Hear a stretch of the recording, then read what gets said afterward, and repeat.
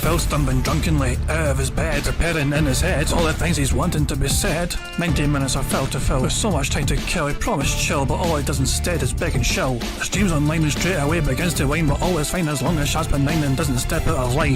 His content's immature for all to endure like fresh manure, but I feel sure he ran straight to feeling so insecure.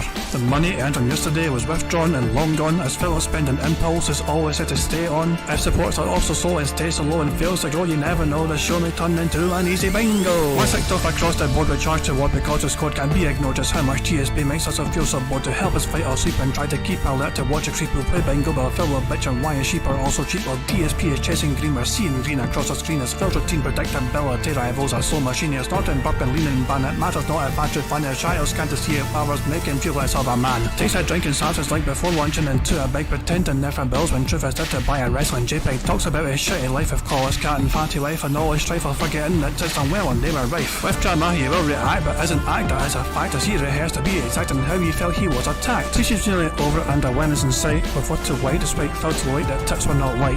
We'll say alright it is okay and now it's time for Phil to play, but first he'll say that tips will help from being off the other day. And with those words we win again, it's never if but always when the game is won. Thanks to that we made it to the very end.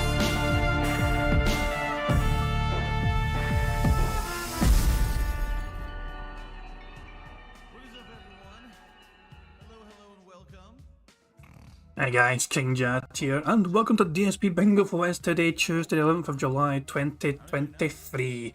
I do hope you're all doing very well indeed. Phil was surprisingly up bright and early. He was in his chat early and he put the stream live early. So, you know, it's just a bit of a strange turn of pace. Usually Phil's a few minutes late to fucking turn up to his own work, but I guess Jasper woke him up early or something, who knows. And when I say early, I mean, it's like fucking almost 11 AM for DSP at this point in time, you know what I mean? So it's not exactly fucking early, let's be honest here. Some of us are fucking up at like, you know, fucking 7 AM and all that shit, but Phil, fuck me, man. I don't know the last time Phil saw a fucking clock at 7 AM, but then he fucking go. And Dito was wondering, did he shower? Apparently Phil does shower every morning now. I'm pressing X to doubt on that one, but that's just me personally. But yeah, I hope you're all doing well indeed. Hope you're all enjoying your Tuesday so far, whatever you've ended up doing. And yeah, so let's just spin the wheel and get a bingo card set up straight away, because I want to play a wee video as well from last year of just Phil, you know, Phil being Phil. What's it gonna land on today? Land on something good, come on. Him bumping a microphone. Very good. So, microphone bump. So we need a number between 1 and 200. The very first number in chat I see between 1 and 200 will be the one I've used for today's bingo card shenanigans. And the centre square today is Phil touching his hair. 42 is the first number in chat I saw from Tommy on, so we'll go with a 40-second bingo card for Phil bumping the microphone. And it's this one right here. The top left card that you see before you is the one we're using for today's bingo fun and games. We got Phil to bump the microphone and discuss drama, saying it is what it is, reality and people saying. They got Phil saying, alright, you guys, chill, thumping style and likes. The third row is Phil saying life, interactive, him touching his hair, him saying admittedly and Q&A. The fourth row is Phil saying business, him clearing his throat, him making an annoying T sound, him giving a thumbs up to the camera, and him having dead air. The fifth and final row is Phil saying hate to say, that being said, him having some scat talk, him touching his eye, and finally him discussing his family in some capacity. And that could be his wife, it could be his pet cat, it could be his parents, it could be his aunt who gave him gout, it could be anyone in his fucking family.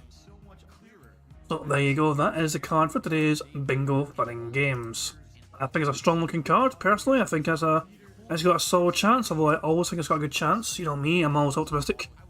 You know, and maybe sometimes I'm too optimistic, but what can I say? I am a hopeful streamer.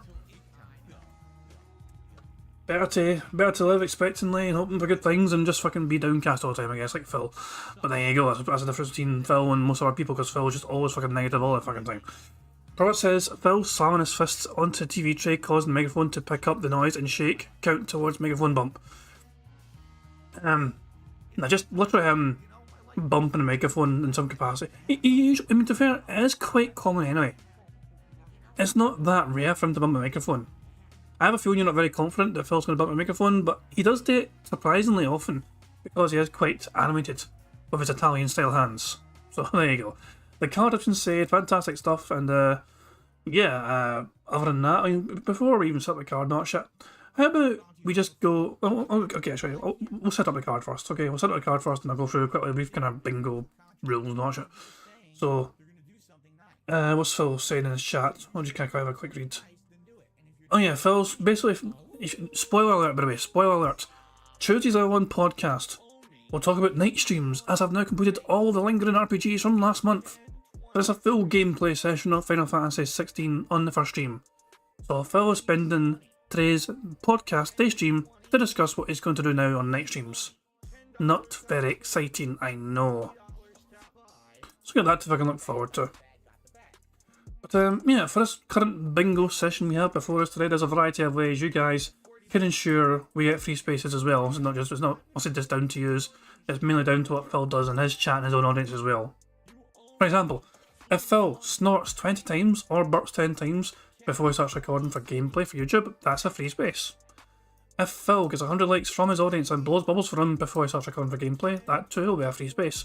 And if we get 100 likes on this very stream right here before we finish bingo, not only is it a free space earned as well for the card, but you also get to see the bubbles animation made for us by the excellently talented Pixar Animations. So there you go, plenty of ways for us to get free spaces, including one way which you guys control completely. With all of that being said, how about we watch an old clip from last year? June the 27th, 2022, over a year ago now. I just think it was an interesting clip because Phil basically admits to fucking being a beggar. And you know, I will say this too. It's funny how the people who criticize me the most for things like begging on stream are the people who cause me the most harm financially. Why was I not able to be a full-time YouTuber anymore? Because false copy. You know, before he even fucking gets into this, I'm just going to go 1.25. Phil at normal speed is not annoying, so let's just go 1.25 and see Phil fucking admit to being a beggar. Copyright strikes destroyed DSP Gaming, kicked it out of the YouTube algorithm, dramatically reduced the amount of money I was able to make as a full-time YouTuber. If that shit never happened, very well to this day, I might have still been a full-time YouTuber and I wouldn't be a full-time streamer who relies on contributions during streams. Okay? Why now am I so financially tight? Well, last year I was doing good. Everything, I had all these things going for me. And I even said that there was a light at the end of the tunnel, that if things kept going as well as they were going on Twitch, that likely by the end of last year I was going to be able to upgrade my setup, I was going to be able to start saving up, making plans to maybe have a honeymoon with my wife and do all this positive stuff. And then what happens? I get kicked out of the partner program because the fucking trolls contacted them and harassed them and said all this shit about me and got me canceled. So if they would stop fucking with my livelihood, I wouldn't be sitting here begging on stream like they claim I do. They're the ones who cause the bad behaviors that they don't like, but they don't look in the mirror to see that. Instead, put it all on Phil, right? No, what they want is they just want me to stop. They want me to stop being a content creator. They want me to stop streaming, stop making videos. They just want it all to end so they can claim some kind of a weird, twisted victory. Like, oh, you know, Phil finally gave in to the pressure and everything from over the year. You know what I'm saying? Samantha says, the trolls made you declare bankruptcy. Did they make me actually physically declare bankruptcy? No. I overspent when I moved out here. But if I had kept making the money that I was making when I moved out here, then likely I wouldn't have ever had to declare bankruptcy. But in 2015, my income went from here to here within 2 months because my YouTube channel was destroyed. And now I had to make giant life adjustments because of it, and I could never stay on top of my financial responsibilities when that happened. You know? Did they cause an effect? No. Were they definitely a huge part of that? Abso-fucking-lutely they were. There's more. There's more. Anyway, this is all neither here nor there, right? Just wait for it. So guys, if you like me and my content, please support it in any way that you can. Whether it be just simply sitting here watching the content, liking the streams, that helps. Liking the videos, leaving comments on them, that helps. If you can become a channel member, give some memberships to help out other fellow viewers, that helps. Whether it's super chats, super stickers, that helps. Tips help in the short term and help a ton. That's why we have rewards tied to them. All that stuff helps. If you can support, please do. All right? If me saying this is begging, then I guess I'm a beggar. And you know what? I think I'd rather be a beggar than a Keemstar. And pretty much there you go. Phil was admitting he would rather be a beggar than be like Keemstar, who's able to fucking retire already with fuck you money and have a very enjoyable life for himself. Fucking, he's like experimenting in different sort of, you know, YouTube style. Also, he fucking does his boxing thing sometimes as well. You know what I mean?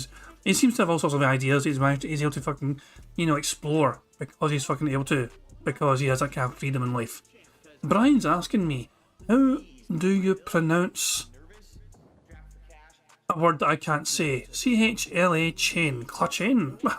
I don't know. That seems. It does sound a bit Scottish, I have a feeling I'm saying it completely wrong. It's probably not chain. It's probably mean like clacking or something. But I don't know. That's a word I'm not too familiar with. But I imagine it's some. It sounds kind of Gaelic actually, kind of Scots Gaelic or something. Well, so there you go. I know. It's a funky word anyway, Brian. You fucking submitted. I'm not too sure. I'm not too sure of the pronunciation. It's a language that's not very prominent in Scotland, even though. It's like, literally, it's like, you're lucky to get like 1,000 people that can speak Gaelic in Scotland. It's probably in the high hundreds, more than anything else. It's a language that's not relevant whatsoever in Scotland, even though it's a part of our history. So, it's a bit of a shame that, but it is what it is, it's just the way it goes. But anyway, that's an old clip there. This clip was from 2022, 2022, it was June last year, basically. And Phil basically just kind of being all victim mode. Instead, I guess I'm a beggar then, or whatever, so there you fucking go. What else do we have to talk about? Well, Prophet very kindly updated his community post. Updating the stats for yesterday's disaster, Marisa ranked play. Phil lost 5% in the standings with Marisa. Meaning he lost way more than he won during yesterday's shit show.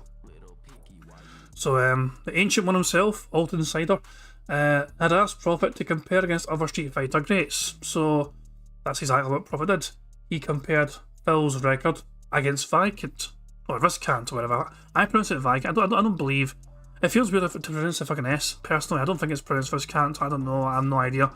But anyway, that's a fucking like retro Street Fighter player who Phil fucking rubbed shoulders with him back in the fucking day. You know what I mean? He used to fucking. They know one another, essentially, put it that way, from fucking Street Fighter. And the difference between the two of them is quite interesting, to say the very least. Viscant hasn't played, actively in tournaments 7 years apparently, and he's around the same age as Phil, and he's able to make multiple characters into master and high rank in platinum in less time than it took Phil. So Phil has had 1,759 battles, okay, and he's at 54%.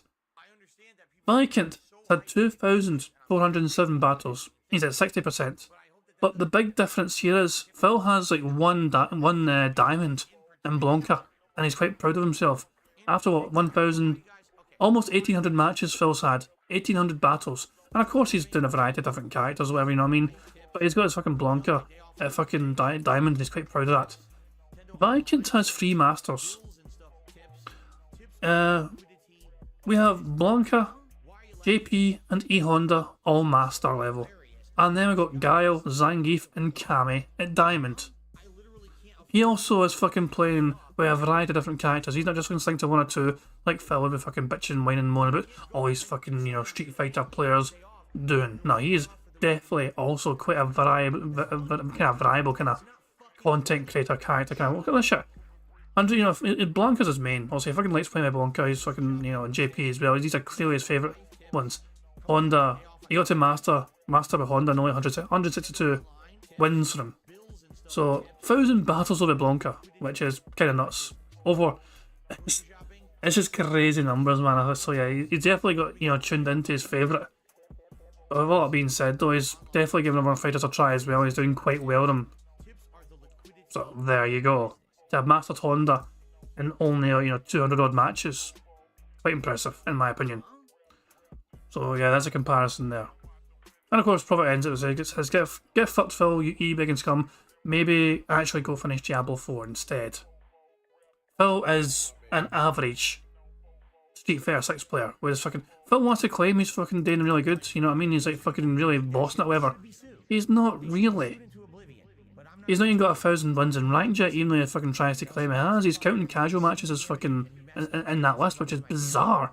For somebody who's fucking trying to act like a big, a big shot or whatever. It's a strange thing to try and flex on. And you're counting the fucking casual matches as well.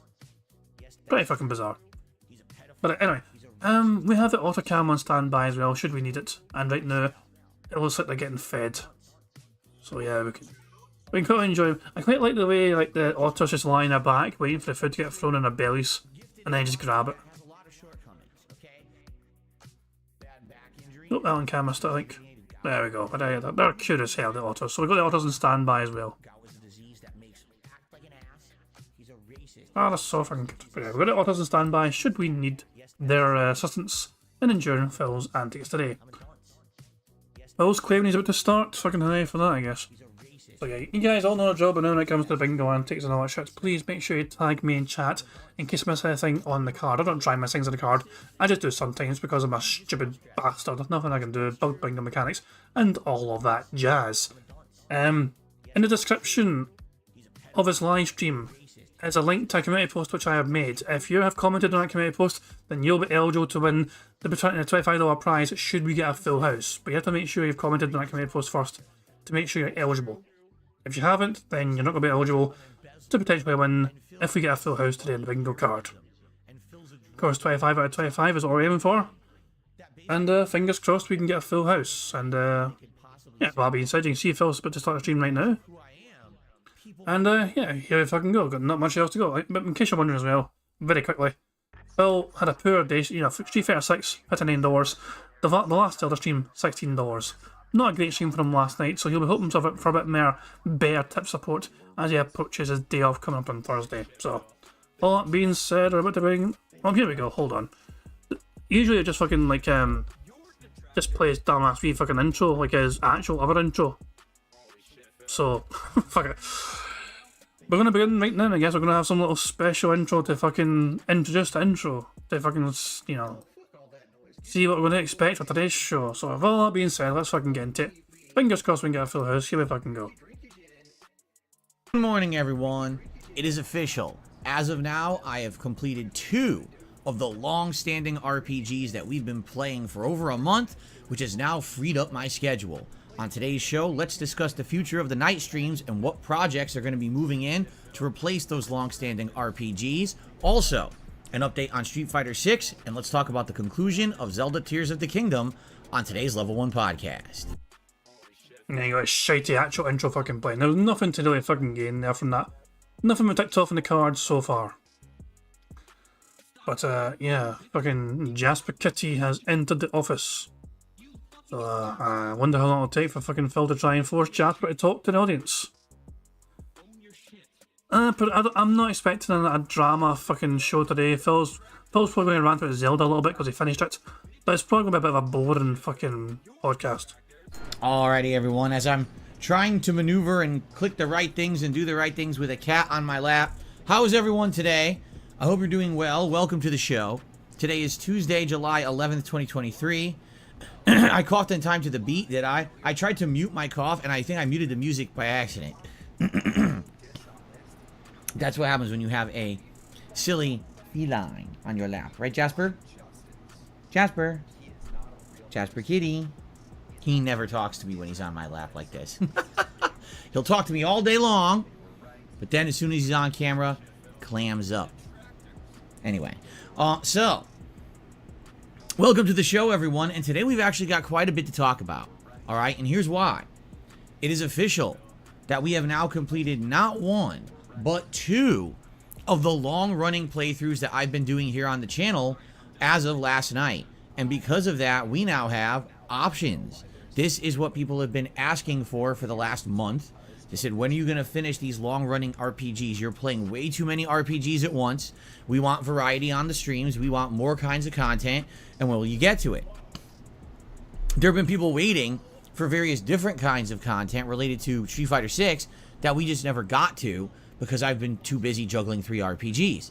Along that line, there's been other games as well that people have wanted that we haven't gotten to because I'm just too busy with all these night streams. So, the good news is we are done. Both Diablo 4 as well as Zelda Tears of the Kingdom Zelda actually completing a little early. I thought that I was going to need Wednesday night stream to beat Zelda Tears of the Kingdom, but once again, much like what happened with Diablo 4, people kept saying, oh my god, you have no idea what you're in store for, Phil. The end of Tears of the Kingdom is very challenging. It's going to kick your ass. You're going to rage. It's going to take you a million tries. And it took me an hour to beat. It wasn't a big deal at all. It really wasn't. Hold the fuck on, Phil. It wasn't a big fucking deal because you fucking had the audience so I can hold your hand the entire fucking time. You had all the help at your fucking disposal from your stream chat as well as fucking guides. Bullshit, Phil. Don't even fucking try and pretend you're so fucking good you fucking like two-shot to the fucking final boss or some fucking shit. Fuck the fuck off. You bitched and whined and moaned the entire fucking time you were in that fucking final boss battle. You couldn't just fucking wait to get through the end of the fucking game. You just could not be wait to fucking get shot with Zelda. I wonder, he is definitely going to fucking rant more about fucking Zelda today. I guarantee it. And I didn't even really have any, we'll talk about this. I didn't have any of the things you really needed to prepare to beat the end of the game, and I beat it anyway. So take that as you will. Either I guess I'm good at these kind of games because I've been playing difficult games for the last 15 years, or maybe people just tend to over-exaggerate because they want you to think that you need to play 50 hours of optional content that's totally not necessary to beat this game. One or the other, right? I guess we'll figure it out. But anyway, because I beat Zelda last night, we now have freedom. Because that means I have literally nothing committed to the late night streams. Nothing at all. We have ideas, and actually I have 3 distinct ideas for late night streams that I would like to go over with all of you today on the show. So for those of you who are here live, congrats, because we're going to have a live discussion about this, and you're going to have direct, feedback and input into it. If you're watching this on demand after the fact, I urge you today, exercise your right to voice your opinion. Leave a comment on this podcast on YouTube and let me know what it is you want to see for the night streams moving forward in the month of July. How about you exercise your right to shut the fuck up? What the fuck is all this fucking ego stroking you're fucking doing of you fucking... How in the hell can anyone fucking say I must be good at these fucking games after fucking using their own stream chat as well as fucking game guides to fucking get through the fucking final boss of a game? Imagine fucking feeling like you need to fucking flex and say I must be so fucking good at this fucking game when you use a fucking guide in your stream chat to fucking hold your hand the entire fucking time. What in the hell is wrong with Phil Burnell and his precious fucking ego that he feels like has to fucking, give himself a fucking pat in the back for using all these fucking extra fucking things to help him get through the fucking final boss of a game? Because I'm literally going to take your feedback as a vote, as this is what you would like, okay? And so I'm going to try to see, is there a consensus? Is there, in general, something that people really want? But I have 3 ideas that I think are the 3 best ideas for right now. We're going to start talking about those on the show today. Now, obviously, I've beaten Zelda Tears of the Kingdom, and I would like to give my final thoughts on the game after a 50-plus hour playthrough. So I will today. But I'm not going to go crazy into it with extreme detail. I've talked about Zelda multiple times on this podcast over the last 2 months. I don't feel like I need to go into insane amounts of detail again, but I will try to very briefly summarize my thoughts. And by the way, they're mostly good. Idiotic people on the internet who always want to try to take me out of context or make me look like I hate something that I don't. I actually liked Tears of the Kingdom. I never would have played it as long as I did if I didn't. So we'll talk about that. And also, something else. Someone wants to make some YouTube shorts for DSP Reacts, but they're curious, what is it that you, the audience, would like to see as YouTube shorts over there? And what we're going to actually do is talk about some options and maybe even put up a poll on the community page of DSP Reacts that people will vote for to see what kind of YouTube shorts would you like to see on DSP Reacts, okay? Jesus fucking Christ, Phil, why the fuck should the audience fucking dictate what you fucking do to try and entertain them? How about you try and fucking entertain them by your own fucking personality and free will of your own decision making? You fucking Phil, you should fucking try here and try and think of a way to entertain your audience without anyone else's fucking input here.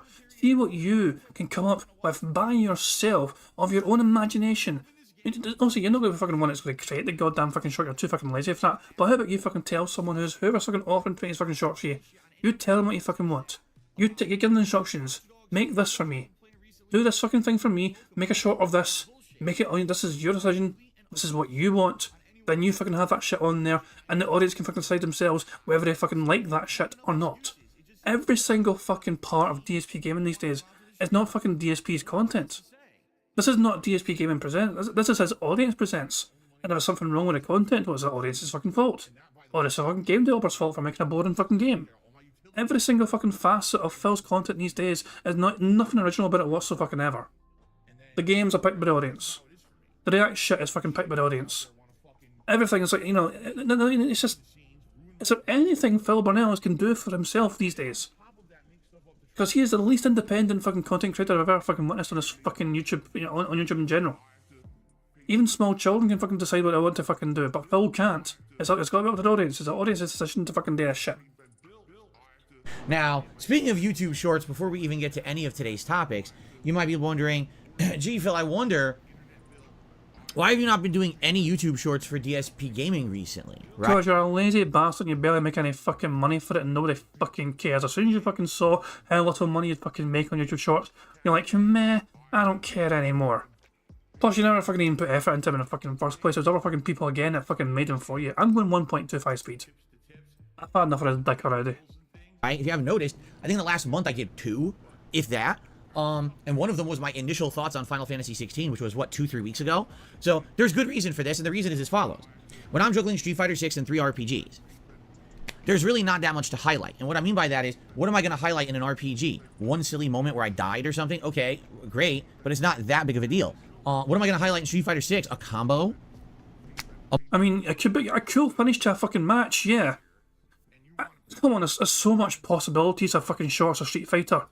I was like, I nearly got my arse, I nearly died, I'm 1 hit away from this fucking death, but an amazing fucking comeback, and one with a last second fucking Hail Mary or whatever shit, you know. There's a possibility, there's easy possibilities in Street Fighter online fights to make shorts. Come on. You got the fucking option right fucking there. I done an amazing combo and a fucking one with an incredible fucking, you know, defense, you know, anything. It's just shit like that. It's up to, oh my fucking god. Well, so Steve the Dead is asking, can I ask my chat to tell Steve what they want him to make for his next video, and he'll put a poll about it on his channel. There you go, chat. Nah, he's like, Steve is of course kidding on, but yeah. That's what it is though. It's like, you know, the audience has to decide everything, because they are now the scapegoats. It's between the game developers for making bad games that doesn't earn Phil much money, and the fucking audience for asking him to play said games. The bomb was not Phil's fault. It's the audience's fucking fault. It's the game developer's fault. Everyone else, it's TikTok's fault. It's, you know, Nintendo's fault. A moment of rage? I mean, I get angry at Street Fighter 6 all the time, but it's not necessarily something that's, like, crazy highlightable. You know, we're not doing narrative-based playthroughs where there's something funny to react to. You know, some of the best shorts that I've done this year were playthroughs like Oblivion, where something ridiculous happened, and we could highlight that, and it was really funny to watch. But nothing like that's really been happening in any of the playthroughs recently. In fact, maybe you want to argue, a lot of people have been saying, oh, well, June, if you didn't like Street Fighter 6, was kind of boring. You're kind of right, because both in Zelda and Diablo, and then in Final Fantasy, it's not like there was so much interesting stuff going on in these games, quite frankly. It almost felt like kind of going through the motions in a lot of cases with these kind of RPGs. So, if there's nothing really crazy going on, what is there to highlight? Now, if you guys have, you know, suggestions of things you would like to see highlighted as a YouTube short, by all means, let me know. I'd love to hear your thoughts. But I just haven't really seen much that was really highlightable, because we weren't really playing anything that kind of, I don't know, really fed into YouTube shorts, in my opinion. Maybe I've got an idea for a YouTube short. Here, this will make a great YouTube short. Hold on, Phil. Where's the video? Where's the fucking video here? I watched it now. Damn, was it this one here? Perfect! Here we go. This would make a fantastic YouTube short, in my opinion. So, are we ready? You guys might know what this is already. This, in my opinion, would make a great YouTube short. Like the final 30 seconds of this, or even just go in slow motion towards the end of it. What? I perfect parried. He reversaled through perfect parry. Perfect parry is supposed to freeze the match. Nah, it's no. Nah, it's fucking no. Now, in case you guys want to see that again, even in slow motion, this would be a good fucking short. Because including a short of this in slow motion. Right. 0.5 speed. This in slow motion, I think it'll be entertaining. Watch.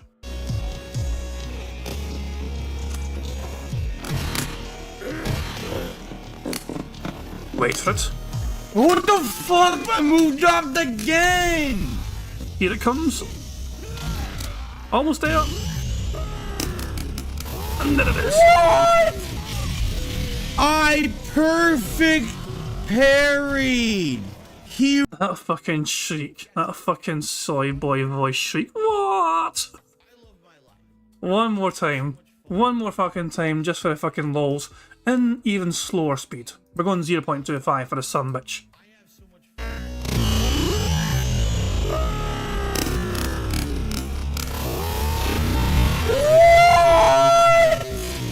There we go. There's your fucking YouTube short right there, Phil. Street Fighter content. Definitely fucking suitable for your fucking shorts if you wish to choose to do so. Honestly, I am tempted just to fucking just do that. Look at his fucking face as well, the fucking soy boy face. But that is why I lost though. Like, is Blanca right? Is going up and high? So Phil's going above the fucker. He's missed him. He's going too high. So Phil whiffs, Ken hits, and Phil does this. Ah, fantastic. Anyway, Phil, there's your fucking next YouTube short right fucking there, buddy. Make of that what you fucking will. I'm wrong. Maybe you guys think that there was a lot and I skipped it. I don't know. Let me know your thoughts. But in general, I just didn't see that much to really highlight in the month of June and now even in early July. But maybe that will change because we're about to do some interesting different things. We'll talk about that today, okay? Anyway, let's begin at the beginning, shall we? So, last night, I played Zelda Tears of the Kingdom. And I was in the final dungeon of the game, the fifth, they call it the fifth temple. Temple of this, the Sage of Spirit or something, which they never even explain what that is. It's really weird because all the other sages in the game have an element. The Sage of Wind, the Sage of Fire, the Sage of Lightning, right? And then there's the Sage of Spirit. What the hell is that? That's like Kwame's ability in frickin' Captain Planet. It's terrible. Heart? Who wants that? It doesn't even do anything. It's a mech. I'm not even kidding you. The person has a freaking mech they drive around. Spirit, right. Shows that Nintendo didn't even know what it was. So anyway, actually it wasn't Kwame, was it? No, it was Mati. It was Mati who had the power of heart in Captain Planet. I got my Planeteers crossed. Now I'm embarrassed. You know, I'm a kid of the 80s and 90s. How dare I get my Planeteers crossed? Anyway, no one cares. Let's continue. So, last night, I resumed with my play. I could sum up the entire fucking podcast. Those two fucking words right fucking there. I've summed up the entire fucking mood of anyone tuning to this fucking podcast. No one cares. No cunt cares, Phil. We're only here for the fucking bingo. You talk about a fucking piss off fucking day every single fucking day. You repeat the same shit over and over again. Just save everything.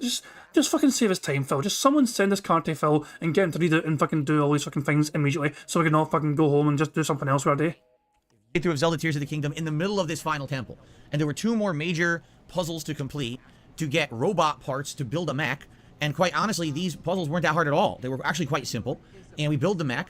And then the game was like, okay, well now what you need to do is walk across the depths to this point out there in the depths on a map, and that's where the end of the dungeon is. Okay, so we did that, and what's funny is they put a ridiculous amount of enemies between you and this point you're supposed to go to, and they put these checkpoints where there's all these like weapon pieces that you can put on the mech as it walks with you, and you can either have the mech attack by itself or you can control the mech and actually fight in combat. The thing is, just like with Link, when you put these parts on the mech and you use it, the parts break. So immediately you're like, this is tedious. Why did they do it this way? Why not have it be fun? You know, everyone complains about the destructible and degradable weapons in the game. Why? Oh, Phil's wondering why the fucking last fucking boss in the game, or the last challenge in the game, the last dungeon in the game, whatever. Why is it so difficult? Why is this so hard to fucking know? Imagine the game not being fucking easy mode as you get to the fucking very last part of it. What a strange thing. What a strange thing for a fucking game developer to fucking do to try and make it a challenge as you get near the end of the fucking game. Why not have a part of the game where it's not like that, where it's a little different for variety, so you can feel like you have some power and you don't feel weak, like things can break at a moment's notice? Nintendo says, no, we can't do that. We've got to use our tried and true annoying formula to piss you off. So immediately after fighting one mob of enemies and your weapons are breaking, you're like, I don't want to do this anymore. So I said, fuck it, and I just beelined it all the way to the waypoint and ignored everything. Hey, went back to fucking 2009. That's how Phil used to fucking play games back in the fucking day where he just fucking turbocharged everything and just fucking speedran that fucking bullshit. Going back in time with Phil Burnell, that's how he fucking used to play fucking video games. Skipped every enemy, I skipped all the checkpoints for the mech. You don't need them. You literally don't need the checkpoints. They're completely extra, have nothing to do with anything, and they don't add anything. It's just extra content, extra combat you don't ever need to do. Just busy stuff to make the game longer, basically. So I said, screw it, and I ran all the way to the final checkpoint, which is a temple. I strapped a rocket on the back of the mech, I launched it up a stairwell, and we fought the boss of the dungeon. Now, here's the hilarious part about this, okay? This is... Oh, okay, I won't spoil yet, but basically everyone's warning me. They're like, oh, this is gonna be good. Phil's got to fight this boss. This boss is rage-inducing. This boss is one of the most annoying in the game, and we can't wait to see Phil fight it because he's going to lose and lose and lose and have to keep retrying it. We're going to be here for like an hour. It took me 5 minutes. One shot. Easiest boss in the effing game. Do you want to know why? Because I didn't waste my time doing the boring shit getting there. I just beelined it. So here's what happened. This boss, basically what happens is your mech gets into a ring, like a wrestling ring almost, or a boxing ring, and you have to have a one-on-one fight with another mech. Okay? Now you have to use weapons that are available, but the only weapons they put in the ring for you are these spikes that are punching, like a boxing match. But because I didn't waste time fighting a million generic enemies that didn't need to be fought and added nothing to the game but only padded it, I had a torch on my right hand, okay? And the torch on my right hand lights the boss on fire. So literally all you need to do is walk up, light it on fire. Now it's stunned. Punch, punch, punch. It hits the ropes, takes damage. It jumps, light it on fire, punch, punch, punch. It hits the ropes. That's the whole boss fight. It took me one shot, 5 minutes. It was the easiest boss fight in the game for me by far. Like, super simplistic. And everyone's like, oh, so actually if you skip the generic padding shit that Nintendo puts into this part of the game, it benefits you. Yeah, just like it does the rest of the game, which is the point I've been making for the entirety of Zelda Tears of the Kingdom. Nintendo purposefully padded the game to make it seem like one of their longest, most robust, most filled, chock full of content games ever made, but half the content is completely superfluous and actually makes the game worse. Sorry, it does. It's called bloat. The word I've been using the entire playthrough. It's bloat. If you skip the bloat and you just get to the good parts, the game's very good. But the bloat that's in there makes the game feel so hefty and tedious and arduous. And if I had actually done it as Nintendo had intended and did all the boring fighting, I would have not had the blowtorch, in which case I would have not been able to beat the boss like that, and it would have been an annoying ass boss fight like apparently it was for most people. But because I said, fuck that nonsense, I'm skipping your boring bullshit, and I went right to the boss, I easily kicked its ass. I guarantee you now people are going to do that. Now that they've seen that, they're going to say, oh, fuck that, every time I play this game. Phil, you're fucking pretending you're a fucking trendsetter. You fucking follow the goddamn guide. Holy fucking shit. Phil thinks he's the first person to fucking do this strategy, really? Are you fucking serious? I'm not wasting time in the underground on that. I'm going right to the boss and fighting him with the blowtorch because it beats him right away. What a waste of time. Seriously, like, I'm sorry. There's great parts in this game. That was 100% evidence of how Nintendo bloated their game, and it actually is detrimental to the overall experience and the enjoyment factor. So let me get this fucking straight. You fucking skipped a huge bit at the start of the fucking dungeon or whatever because you wanted to feel fucking powerful, you wanted to have fun. You didn't want things breaking off. You wanted to feel like a fucking god that can just fucking boot and destroy everything in your fucking way. Then you get to the final boss and you destroy him very quickly because you're fucking basically cheese that you know. And you're complaining as well. So you wanted to feel overpowered in the first part of the game, but you didn't. So you fucking skipped it. And then you get to the final boss and you cheesed it so you feel overpowered, but you're not happy. So there's no satisfying him. There's just no pleasing Phil Burnell. You got to the final boss battle, he one-shotted it because I fucking cheesed it because I fucking looked at a guide or whatever, or stream chat's holding his goddamn hand or whatever, and he's fucking still complaining. No matter what, he's going to complain either way. There is no satisfying Phil Burnell. So, after I beat that boss, we headed into the end game. Now, the thing is, from what I'm to understand, okay, there's two ways to get into the actual end of the game. Option number one is to do an insanely long, time-consuming quest in the depths. Because once you've completed everything with the 5 sages and you've gotten the Master Sword, which I already had, the game tells you, go talk to, what's her name, Joshua or whatever? Because she has the quest for the underground, the depth. And you have to do all this exploration in the depths, essentially. You have to follow all these statues down there to go to these various little like, temples. I guess what it is there's that Yiga clan that was a major part of Breath of the Wild. And they're in this game as well, but they're all underground. So they have all these bases and things down there. You have to take over. You have to fight the head of the Yiga multiple times. I guess there is like one final optional boss fight against the head of the Yiga or whatever. And it takes a long time to get through that quest line. People were telling me it's lengthy. Like if you do it all, it's not like dozens of hours, maybe a dozen hours extra to your playthrough to explore all these depths and do all these optional bases or whatever. And at the end of that, all right, at the end of all of that, it will lead you to where Ganon is in the depths. Okay? So if you do it the way, again, the game intends, you waste like 15 hours of your life. And I hate to say it, because that's exactly what it is. It's a waste. Here's a fucking super chat from someone in Phil's chat. I see a point. This whole podcast is bloat. And they just got leaned. That shit was leaned. What a fucking great super chat. I was Phil's fucking stream. I see a point. This whole podcast is bloat. It really fucking is. Let's be honest here. There's nothing meaningful to fucking gain from Phil's fucking podcast here. Pretty much everything he's fucking saying today, said last night after he fucking beat the goddamn game. he's just fucking repeating himself at his fucking point, trying to fucking make himself feel like he's fucking like some god at fucking Zelda because he fucking beat the last boss in 5 minutes because he cheesed it. Yeah, but Phil said hate to say as well, so we can tick that off the card. Fantastic stuff. Jasper is very close to bumping that microphone, but we've not quite had it yet. But he seems to be... It's very close though. I'm just kind of keeping an ear out. If I can hear that microphone getting bumped by Phil or Jasper, it counts. Do you actually get anything significant for doing it? No. No. Maybe you'll get enough pose and you'll do the quest line to get the underground armor that's gloom resistant, right? But in reality, no, you're not going to get anything significant. You're going to get a little bit extra story as you fight the Yiga clan or whatever. But it's padding, it's filler, it's to make the game longer. If you use your common sense and you say, where would Ganon be? Well, gee, when we started the game, Link and Zelda were going down a staircase under Hyrule Castle. They found this room full of murals. They found Ganon, and inadvertently Ganon gets released, right? Jasper Kitty loves to crawl on my lap now during these podcasts. You silly guy. Here we go.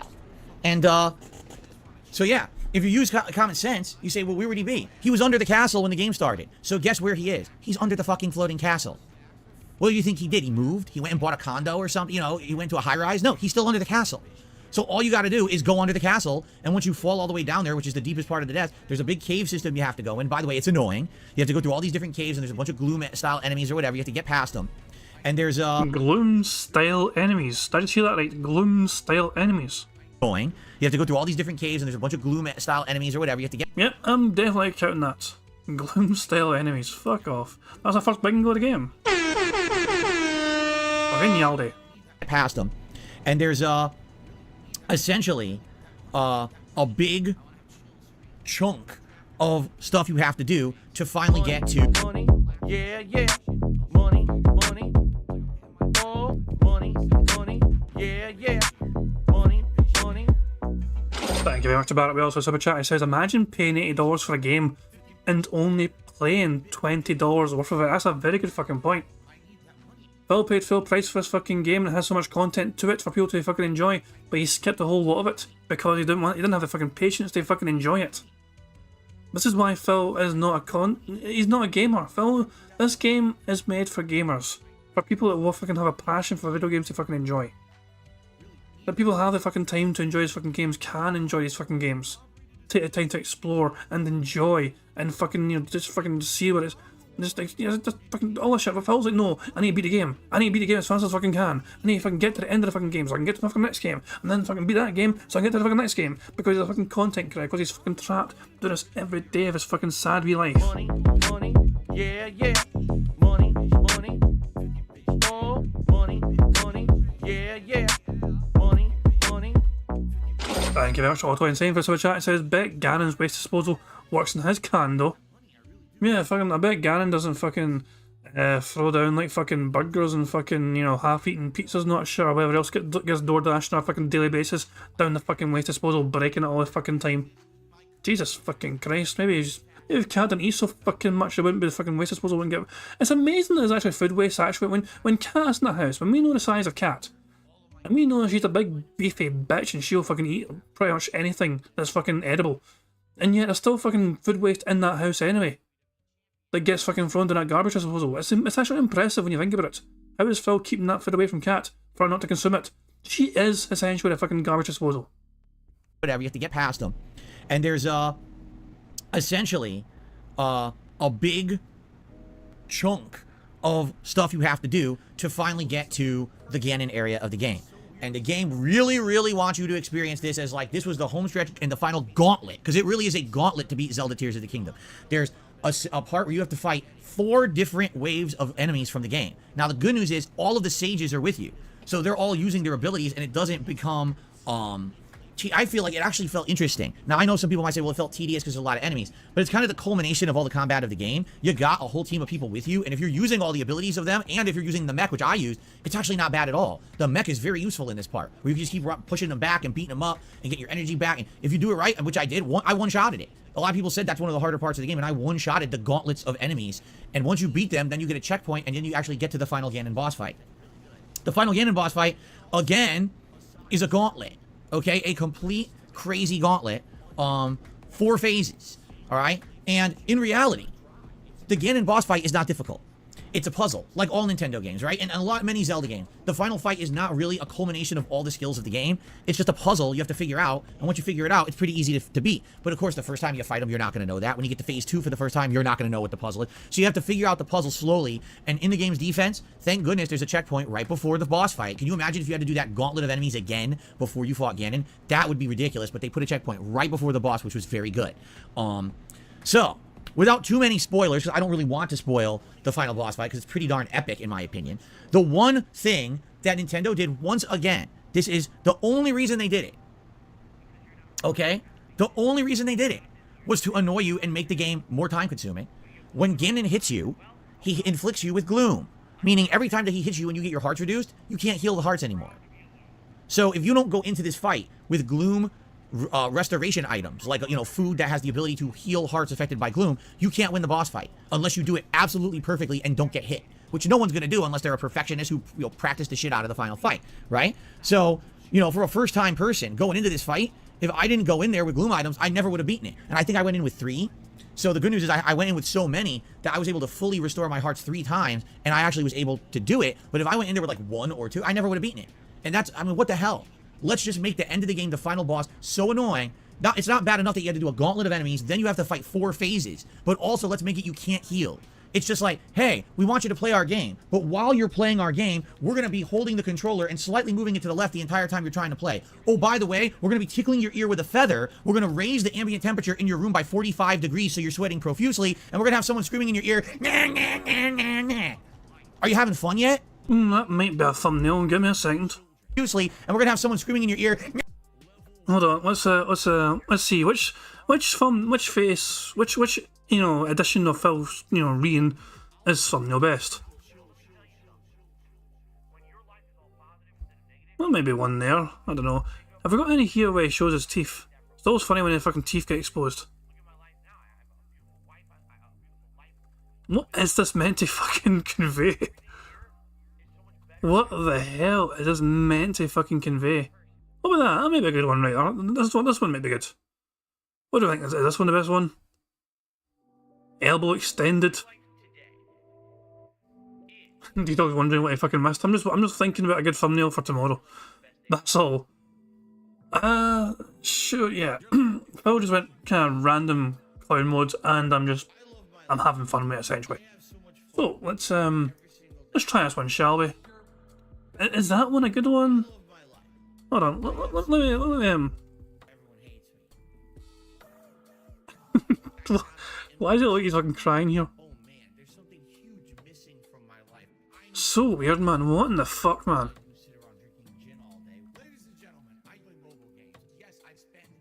Jesus fucking Christ. What in the hell, man? Oh, that one might be great. His eyes pop for this one, man. His eyes are really popping in this one. Hold on. First of all, thumbnail. Then I'll slow it down. When you see what it sounds like, slow it down, okay? But first things first. Thumbnail. And let's see how it looks. It works quite well. Yeah, that's quite decent, I think. Although Phil's eye's missing, that's actually weird. I thought Phil's eye was part of the background, so it's removed it. Oh, that might not work then. That is weird, man. Yeah, this website's a little bit strange for removing the background. But okay. So let's see this in. Well, let's just go back a wee bit. Raise the ambient temperature in your room by 45 degrees so you're sweating profusely, and we're gonna have someone screaming in your ear. Hold on. Play speed 0.25. I'm ready for this one. Here we go. Here.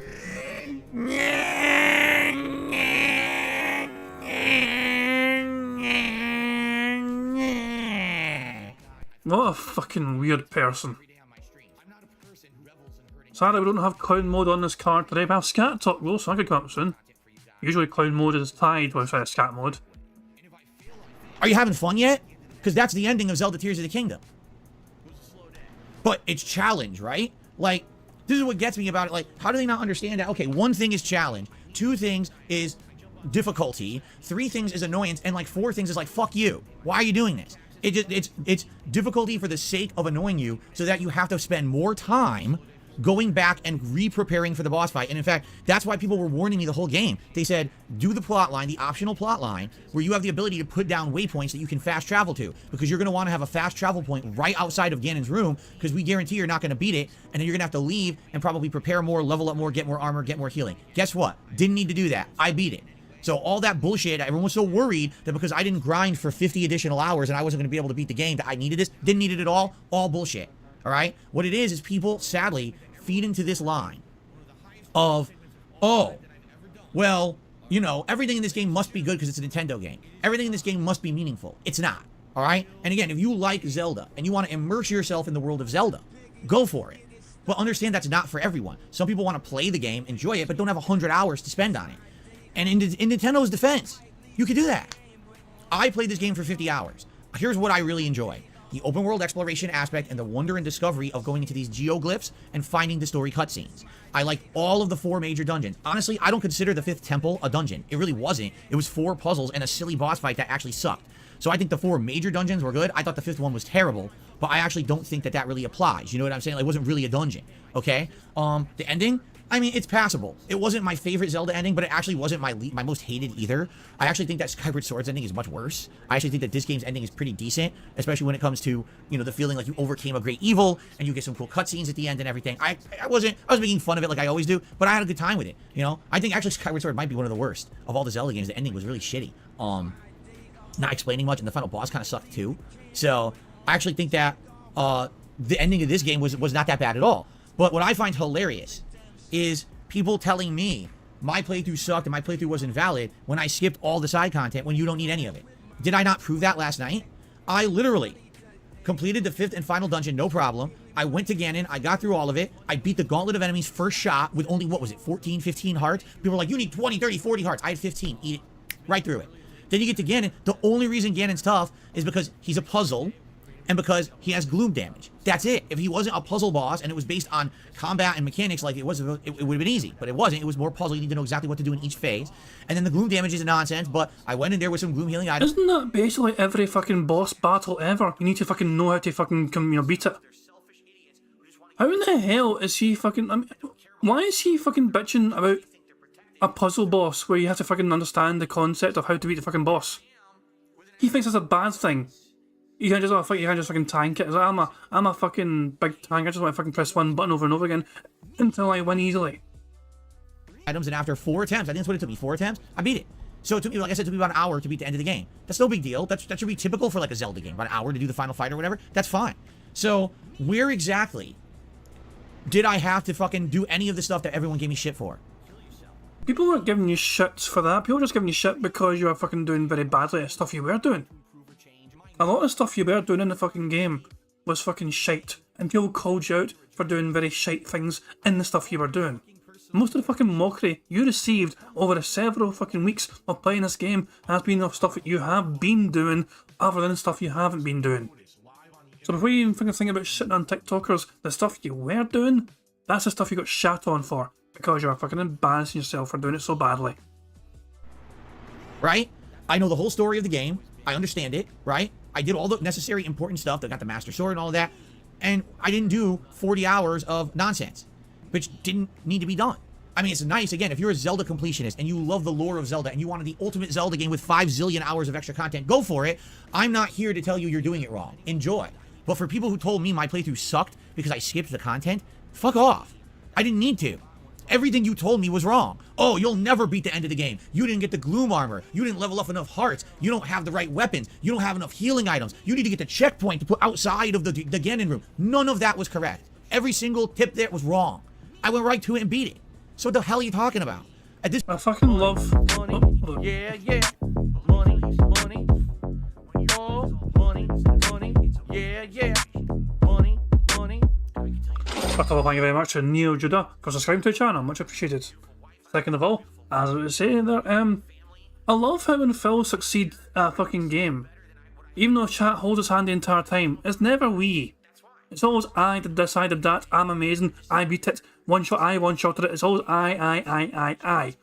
The whole we concept of fucking doing this all together as a community, not shit. Goes to the fucking window and he's celebrating us. Yeah, money, money, oh, money, money, yeah, money, money.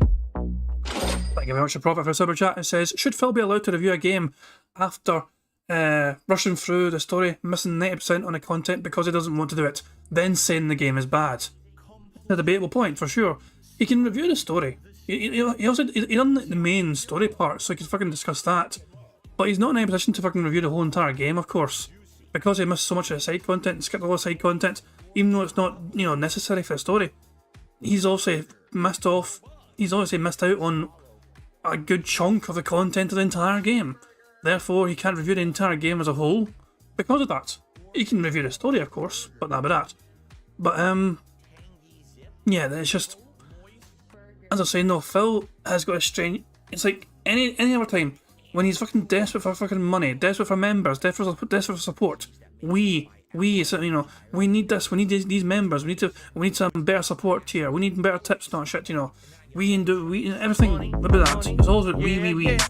Money, money, oh, money, money, yeah, money, money.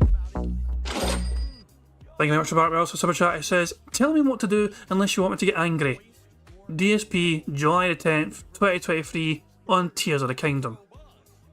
Did he actually say that last night? Did Phil actually say those words last night when he was fucking playing the game? Holy shit, seriously? Hold on.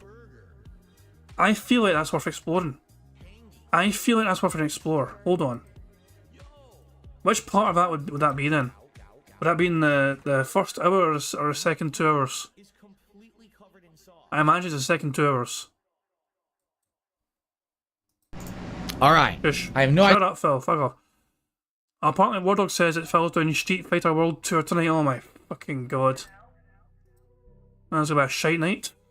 So the quote was, we'll just type in get angry. We'll type in angry.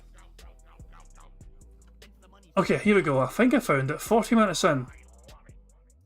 I don't know. What do I do? Please, someone help me. Unless you want me to just be angry. Because it looks like that's the only way down, but I went down there and it's a dead end and there's nothing down there. So where the fuck does the game want me to go then? In case you want me to be angry. So he's waiting for his chat to tell him what to... Hold on, so let's get a full context, okay? Maybe I missed some context. Let me rewind like fucking 10 seconds or 15 seconds, okay? We'll just wait. Hold on, so is he like gliding the whole entire time trying to fucking figure out where to go? Right, let's play it from like here, okay? Where I'm supposed to be going. I know, let's rewind it some more.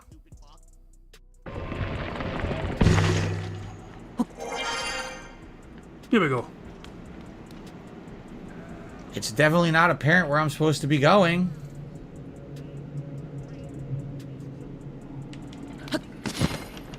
Just staring at Steam Chat. Look at it Look, glares where to the Steam fuck do I Chat. go down here? Look at his head going back and forth here. Steam Chat, tell me what to do. Again.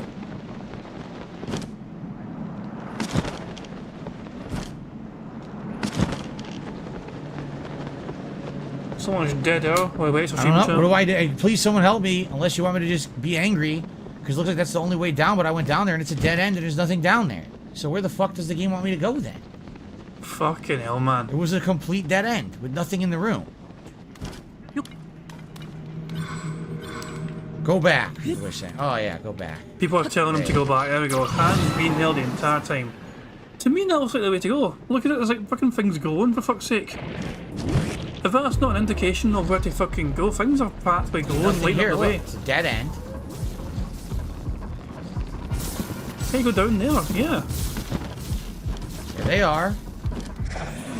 There's nowhere to go down here. Look, it's all blocked.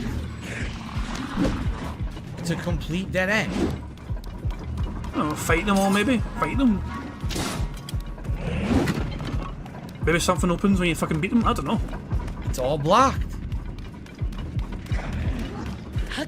Was Phil going the wrong way? Was he meant to go up?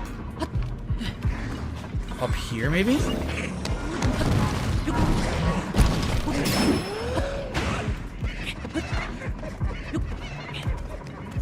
Okay. Fucking hell, man. Stream chat holding his fucking hand the entire fucking time. What a fucking loser. Tell me where to go or I'm gonna be angry. Fuck off. But you fucking figure it out for yourself. Part of the fucking fun of these games is fucking working out for yourself. You know, exploring and all, that's the whole point. Unless he's got a big fucking massive sign pointing to where the fuck he's meant to fucking go, he's gonna just fucking sit there like a little salty bitch and just wait for chat to tell him where to go. Might as well just fucking give a controller to the fucking chat and tell them to fucking just press up and down for him. Never beat the end of the game. You didn't get the gloom armor. You didn't level up enough hearts. You don't have the right weapons. You don't have enough healing items. You need to get the checkpoint to put outside of the... Oh yeah, that's why I fucking paused in the fucking first place. Anytime Phil was fucking celebrating doing something seemingly fucking, you know, well, in his eyes it's impressive. So it's not a case of we did this, we did that. It's all about I. The we goes out the fucking window, the fucking team effort goes out the fucking window and Phil is celebrating his own accomplishments in a fucking video game made for children. Listen to how many times it says I here. The Ganon room. None of that was correct. Every single tip there was wrong. I went right to it and beat it. So what the hell are you talking about? At this point, it's time to stop with the bullshit and understand that these games are probably designed in a way that someone can play them however they want, and that's fine. If you want to spend 100 hours on Zelda, if you want to spend 200 hours on Zelda, good for you. But if you're someone who just wants to do the streamline stuff and play it for 40, 50 hours, good for you too. I think that's actually part of the beauty of this game, but sadly, this is where the Nintendo fanboys interject themselves and make it a miserable experience for those who don't play it the way they want. Grow up. Not everyone's going to play a game the way you want. And everyone should be able to play the games and enjoy them the way that they want. Especially someone like me, who I have to balance this game with other stuff. If this was the only game I was playing for 2-3 weeks, sure, let me immerse myself in the world. And I would have probably went back to the Lost Woods and talked to the Deku Tree and did his quest. And I would have done the quest where you get the Gloom armor set. And I would have done other quests that I'm sure I skipped. You know, there's the Legendary Dragon. Dude, I didn't need to land on a single dragon besides the one to get the Master Sword, right? All the other dragons were a complete waste of time. They do nothing. They're in there just for fluff. They literally, you don't need them for a damn thing. They're just in there like, ooh, dragon pretty flying in the sky. You don't need the items, right? It's absolutely pretty ridiculous how much shit people gave me for my playthrough of this game, including the TikToker morons, right? When they were all wrong. Oh, here we go, the TikToker morons. Look, Phil, technically you can fucking beat Elden Ring without fucking having a single upgrade whatsoever. Things like that, you know. That's part of the fucking challenge of the game. Sometimes fucking people like to challenge themselves and not upgrade their stats, whatever, and fucking beat the entire fucking game, making it hard for themselves. So it's not about fucking needing these fucking things in general, but it's about the fucking fun of doing these fucking quests, exploring these different areas, trying some different side content. You know, upgrading some shit, you know what I mean, just to fucking make things a bit easier for yourself in future. You're complaining about fucking trying to tank through shit at the end, when you didn't even fucking bother upgrading shit in the first place to try and fucking tank through shit at the end. Life could have been a lot simpler for you at the end of the fucking game had you fucking bothered to do some of that side content to fucking try and upgrade shit. So you're fucking bitching about something life could have been simpler for you had you taken the time to fucking make life simpler for yourself by fucking enjoying some more of the content. But you're just so fucking dead set on trying to finish the game rather than enjoy the game. You're fucking wanting to finish it. Literally all the cases people made against my playthrough were incorrect. At the end of the day, I was able to go through and beat it like any other game, and it wasn't a big deal. Yeah, there were a little bit of a hurdle there with learning the puzzle aspect of the end and having gloom healing items, but outside of that, it wasn't a big deal. So why am I such a horrible villain gamer? Because I didn't play it at length. Because we make fun of you for fucking things that happen to you while playing the game. You got struck by fucking lightning, you fucking said it was some sort of stupid dumb mechanic, and we fucking laughed at you for your fucking reaction to it. As well as most of fucking TikTok. Then you fucking did some sort of shitty fucking puzzle, you fucking done it in a terrible fucking way, and you actually challenged people to fucking make fun of you for it. And they did. And you got annoyed about it. So, Phil, you called them out. You've called them out several times to fucking try and make fun of you for that. Or things like that, and they did. And then you got fucking upset that they fucking made fun of you for it. Wow. Make up your fucking mind, Phil. Do you want them to make fun of you for it or not? You challenged them to fucking make fun of you for it. When you fucking completed a challenge without even fucking meaning to because you fucking got it wrong. The way that people want it. I just don't understand it, okay? And again, I have the right to criticize the game if I feel that there's things in there that should be better. Yes, I do feel the fact that this game doesn't necessarily give you direction or guidance in the order to do stuff or what's more important, right? Right from the get-go when the game started, people say, oh, it's an open world game, do whatever you want. Okay, I'll go over here. Oops, everything there one-shots you. Can't go that way. Then it's not an open world game. I mean, it is an open world game if you can fucking avoid getting one-shotted. Phil, just saying. Maybe it's a skill issue, you know? If everything in that direction one-shots me, then I can't go that direction. So why doesn't the game say, go this direction, this is where you should start? Oh, well, it's an open world game, do what you want. No, you've already defied your own logic. You see what I mean? But people do, again, it's Zelda, it's Nintendo, must defend it. No, listen, at the end of the day, all right, this is a great game. It is. Is it better than Breath of the Wild? The reason that I have a hard time saying that is because it adds a lot, like the puzzles with the physics mechanics and the building are actually ingenious, and in my opinion, the best new addition to the game by far. I thought that they were going to hinder the game. Remember, before it came out, I was worried. I was like, I don't want to play Minecraft. I want to play Zelda. Take all that back. Those were unfounded worries. The game was great with those mechanics. I don't think I ever had a complaint about that stuff. I thought it was fun and ingenious and funny to fail at them and see things flop around and, shit, gotta go back to the drawing board. You fly off of, one of your platforms you built or whatever. It's funny. It's genuinely entertaining, and probably some of the best parts of the game were based off of that mechanic. So that's great, but really that's the only thing I can tell you added to the game. The sky islands, the depths, they don't really add anything. It's just more of the same kind of exploration, and quite frankly, the depths are kind of tedious with all the gloom down there. It's just not very entertaining. And the sky islands, you can't really fly around freely the way you would like. Like, imagine if you had the bird from Skyward Sword, and you could fly around any of the sky islands you wanted, and you had free reign to explore up there instead of having to rely on towers to propel you up, and finding ways to launch yourself from island to island. It just gets more tedious and too much work, and it's not worth it. What are you gonna get up there? Oh, I got another fucking component to fuse to my sword. Oh, I got another one of the 4,000 shrines in the game. You know what I'm saying? So basically, to me, I think that Breath of the Wild, because it was the first time you were exploring this world, right? Honestly, it was like a more interesting experience. Like, I remember the first time running into one of those dragons and my jaw dropped. I was like, whoa, that's totally new and interesting for the Zelda franchise. Or, the first time you get to the Lost Woods, or you get to the Gerudo Village, you're going to these places for the first time, you're just blown away. And the big creatures, the big dungeons that are actually monsters and stuff in the environment, the beasts, legendary beasts, that was really neat too. Like, all those things were great. And, this game just kind of rehashes a lot of that, but sadly doesn't do it in a way that what's jaw-dropping? Oh, I saw a new geoglyph in the distance. Let me go check it out. But outside of that, like, what else is there? You've already seen the whole map. There's nothing interesting in the depths of the sky. There just isn't. It's just more of the same. So, for me, it's kind of a mixed bag. Did I enjoy my stay in Zelda Tears of the Kingdom? Indeed, I did. I'm glad I played it for the over 50 hours that I put into it over almost a 2-month period. I actually enjoyed the ending. I actually did. But at the same time, I'm sorry. All this shit that people gave me in the last month for my playthrough was unfounded. Everything that I did was meaningful, right? I didn't really engage in any of the optional... Well, if everything you fucking did was meaningful, why can't you even fucking come up with one single fucking YouTube short for it? You just said earlier on the fucking games you were fucking playing did not have anything worthy of making a YouTube short of. So how the fuck was it meaningful? What part of it was fucking meaningful? You can't even fucking take 60 seconds from the fucking whole month of playing the goddamn fucking game or whatever. What was your most meaningful fucking part, Phil? What was the most meaningful part to you in the entire fucking game? Bloat that would have padded my playthrough another 40, 50 hours and took another month to 2 months to beat it. And absolutely none of the stuff I skipped was necessary for the game at all. I got the full story, saw all the dungeons, beat the final boss, no problem, easy peasy. What's your point? Right? Well, exactly how did I do this wrong? So, I had a good time with it. You also have your right to play it how you want. But for me, I did enjoy it. I just don't think I enjoyed it as much as giant Zelda fans. Right? I am a fan of Zelda. I grew up playing Zelda games. Like I said, Link to the Past is still my favorite Zelda game of all time. And now, as a YouTuber, I've arguably played every other major Zelda game that's been out there on a console, right? But at the same time, I'm not going to sit here and kiss the game's butt and say, oh, it was my most anticipated game of the year, and oh my god, I'm so much content. I don't care about that so much content. It wasn't meaningful, so I didn't care about it. I kept running into quest line, do this. What? No, I'm not going to do this for you, you stupid townsperson. What are you going to give me, a fucking 5 rupees? I don't need your bullshit. I just want to fucking progress in the story, Again, there has to be a point where you draw the line, like, what's time-consuming but meaningful, and what's a complete waste of my time, and I'm going to be upset by the time I do it. And once you do the second or third thing that's a waste of your time, I'm not doing them anymore. Well, technically speaking, video games in general are a waste of fucking time. I mean, and it's just saying, the things you could be doing with your time instead of fucking playing games.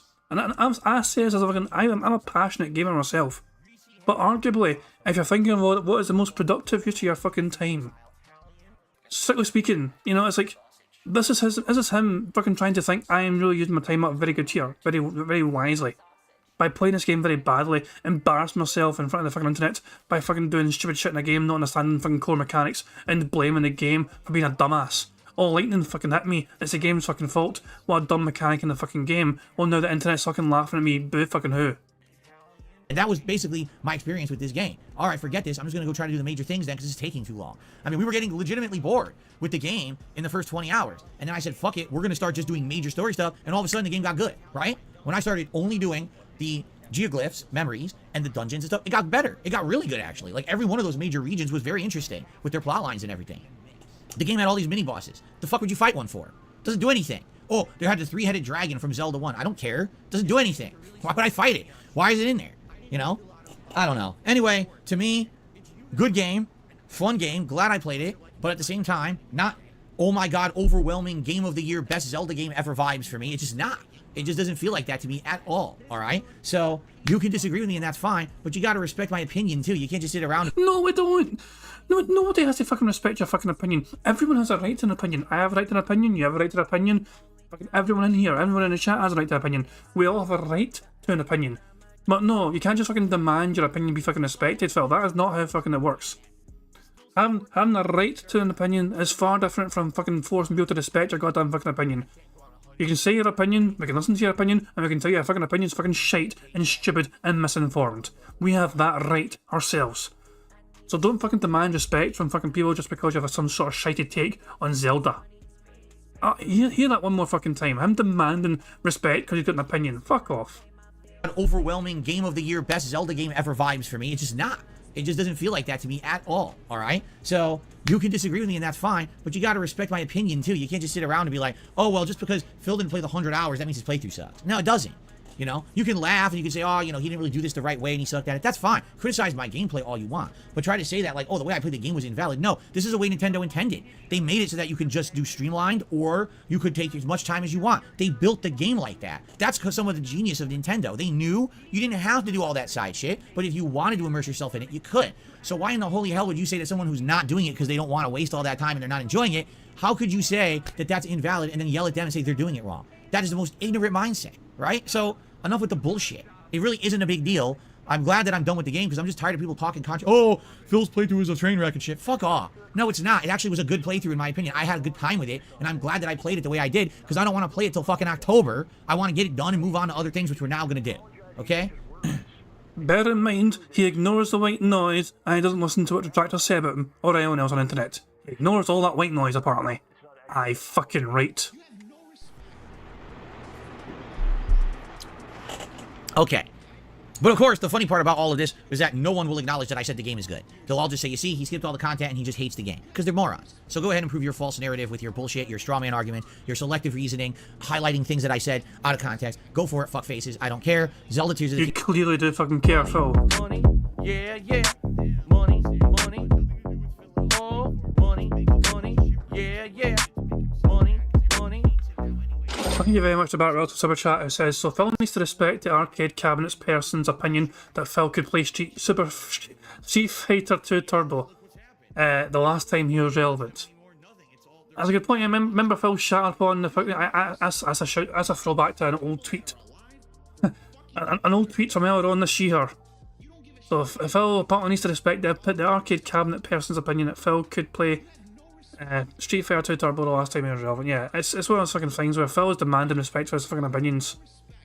But respect is earned, bitch. As simple as that. But Phil, claiming you can't just fucking... You spent like 10 minutes crying about what people are fucking saying on the internet about you.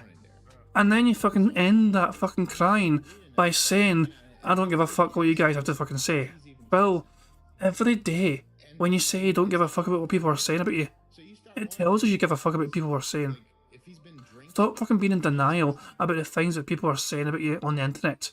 It clearly is getting to you. It clearly riles you up. It clearly fucking gets under your fucking thin pig skin. And it clearly just gnaws away at your fucking soul.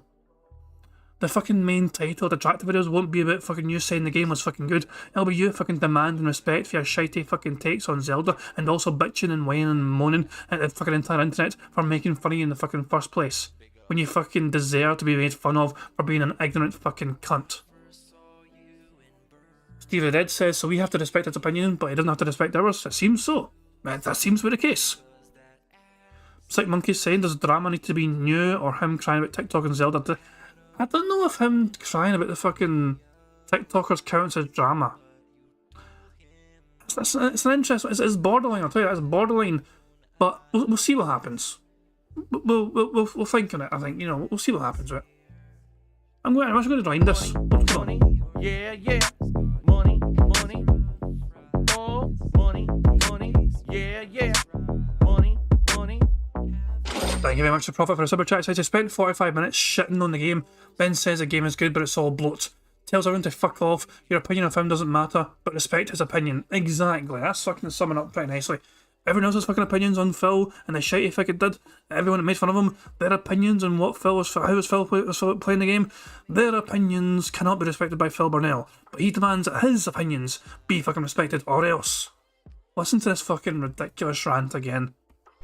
But of course, the funny part about all of this is that no one will acknowledge that I said the game is good. They'll all just say, you see, he skipped all the content and he just hates the game. Because they're morons. So go ahead and prove your false narrative with your bullshit, your straw man arguments, your selective reasoning, highlighting things that I said out of context. Go for it, fuckfaces. I don't care. Zelda Tears of the Kingdom was a great game. I'm glad I played it. It's just full of bloat, and I'm glad I skipped a lot of it. All right. So now that Zelda is done, we are presented with a unique opportunity. Because we have the night streams for the rest of the month. The daytime streams, I'd like to continue to focus on Street Fighter 6 and Final Fantasy 16, at least for the foreseeable future. I see no reason to change that. If I keep it like that, we'll make big progress in Final Fantasy 16, which we need to do. This is a lengthy RPG, and at this point, I want to say we're only like 17, 18 hours into it, so we've got to focus more on it. And I don't want that to be changed. And Street Fighter 6, if I don't keep playing Street Fighter 6, the amount that I've been playing it in multiplayer, I will never continue to level up, and I will never continue to get better. You know what I'm saying? So, all that being said, all right? Hey, Phil said, that being said, shout out to that being said, very robust show there. I was on it the other night, it was great. That being said was said. What should we do now? Because let's talk about this, all right? We have many options of things that we can do, and tonight's late stream, actually, we are doing one of those options, because we already determined when we beat Diablo we wanted to do that tonight, and that is the World Tour mode of Street Fighter 6, okay? This is a mode that is completely separate from the competitive nature of the game. It's a first time ever for a Street Fighter game to have a mode like this. It's considered the single player mode, where you go into a world where you create an avatar character, and this avatar character levels up while they fight people in the streets, and it could be gang members, it could be just townspeople. Money, yeah, yeah. Money, money. Oh, money, money. Yeah, yeah. Money, money. Thank you very much to Puckfootin for the super chat. Just a little support, dude. Thank you very much, Puckfootin. But as you know, tips are mandatory. I'm only kidding. Thank you for the super chat. I appreciate it. I just think I don't know why it's just this fucking came to mind, but this making Phil dance list just kind of made me think, like, but at times like this, it's like fucking Derek's asking fucking multiple questions over and over and over again. Just Phil's ignoring it. Derek's just fucking going on and on. He's like, what's your favourite flavour of ice cream, Phil? What's your favourite flavour of ice cream? What's your favourite flavour of ice cream, Phil? Phil just fucking ignores it. Someone fucking mentions Derek's a paedophile. Real shit. Fucking eyes go wide open, just fucking nukes that fucking chat person. Do you hear that Derek got a membership? Steve, do you know that Derek got a membership for fucking DSP Reacts? There was a big member bomb on DSP Reacts, and Derek got a fucking membership, so he'll be doing a video submission again probably next week. So there you go, Steve, I did some good news for you, pal. I knew you were looking forward to fucking Derek's video contributions to the fucking to DSP vs. Internet. So you got that to look forward to next week. That is, of course, if Derek is able to fucking win the lottery of his shuffle playlist. It could be bosses, it could actually be the Street Fighter characters that are in the game, okay? So it's pretty interesting because I thought at first, oh, this is just going to be like an extra mode that's not a big deal. No, this mode has a significant amount of content. Just in the first 3 hours that I played it and I started exploring, I was like, dude, there's all these hidden areas, there's all these places you can platform and you can get these items and stuff. It's a good fucking mode for fucking beginners to get their fucking teeth into the fucking game. But it doesn't seem that interesting to watch. Like, they put a lot of effort into this. This isn't just like, oh, they were like, they did it for a throwaway mode to claim that they had it. They actually tried and put a lot of effort into it. So, we played for 3 hours, and we basically ran into Luke and almost maximized Luke as a trainer. Once you do, you unlock their optional outfit in the game, which will be neat to do. Chun-Li, and then we had just met Marisa and learned some of Marisa's moves. Okay, so that's where we left off when we played this, no exaggeration, a month ago. And then, well, I was busy juggling 3 RPGs with the competitive modes of Street Fighter 6. Nah, I forgot. Street Fighter talk bores me. I'm going 1.5 speed. Fucking boring bastard. We never got back to it. Tonight on the late stream, we're going to do it again for 2 hours, and I'm excited to jump back in and level up my avatar more. If we just, like I said, if we do Luke a tiny bit more, I'm going to get a free outfit in the game. I don't have to buy it, so that's going to be cool. I can't wait. I want to unlock the outfit for Luke for sure. Because I didn't get it yet. And Luke is a character I haven't even used yet, and I'm considering using in the future, so it would be cool to have his alternate outfit to try. So, basically, yeah, I want to try it more tonight, 2 hours. Let's see how it goes. I'm sure there's going to be a lot of combat, generic grinding in the streets or whatever, but at the same time, there's some funny stuff. It's going to be a stream that I can finally chill and interact with you. I haven't had a lot of streams where I could do that recently because every time I play Street Fighter 6, it's competitive play and I have to be hyper-focused on the game 100%. So because of that, I haven't been able to chill. Tonight will absolutely be a chill late night stream, which is excellent, okay? Now, here's the thing, all right?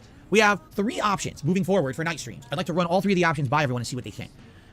Option number 1 would be to have World Tour mode be a regular and be one of these games that we're alternating on night streams as constant content because it's 20 hours long. We're only 3 hours in. After tonight, we'll be 5 hours in. But the more we play on World Tour, we're going to unlock content for the game. We're going to unlock outfits and things for the game that'll add to all the content of the game moving forward.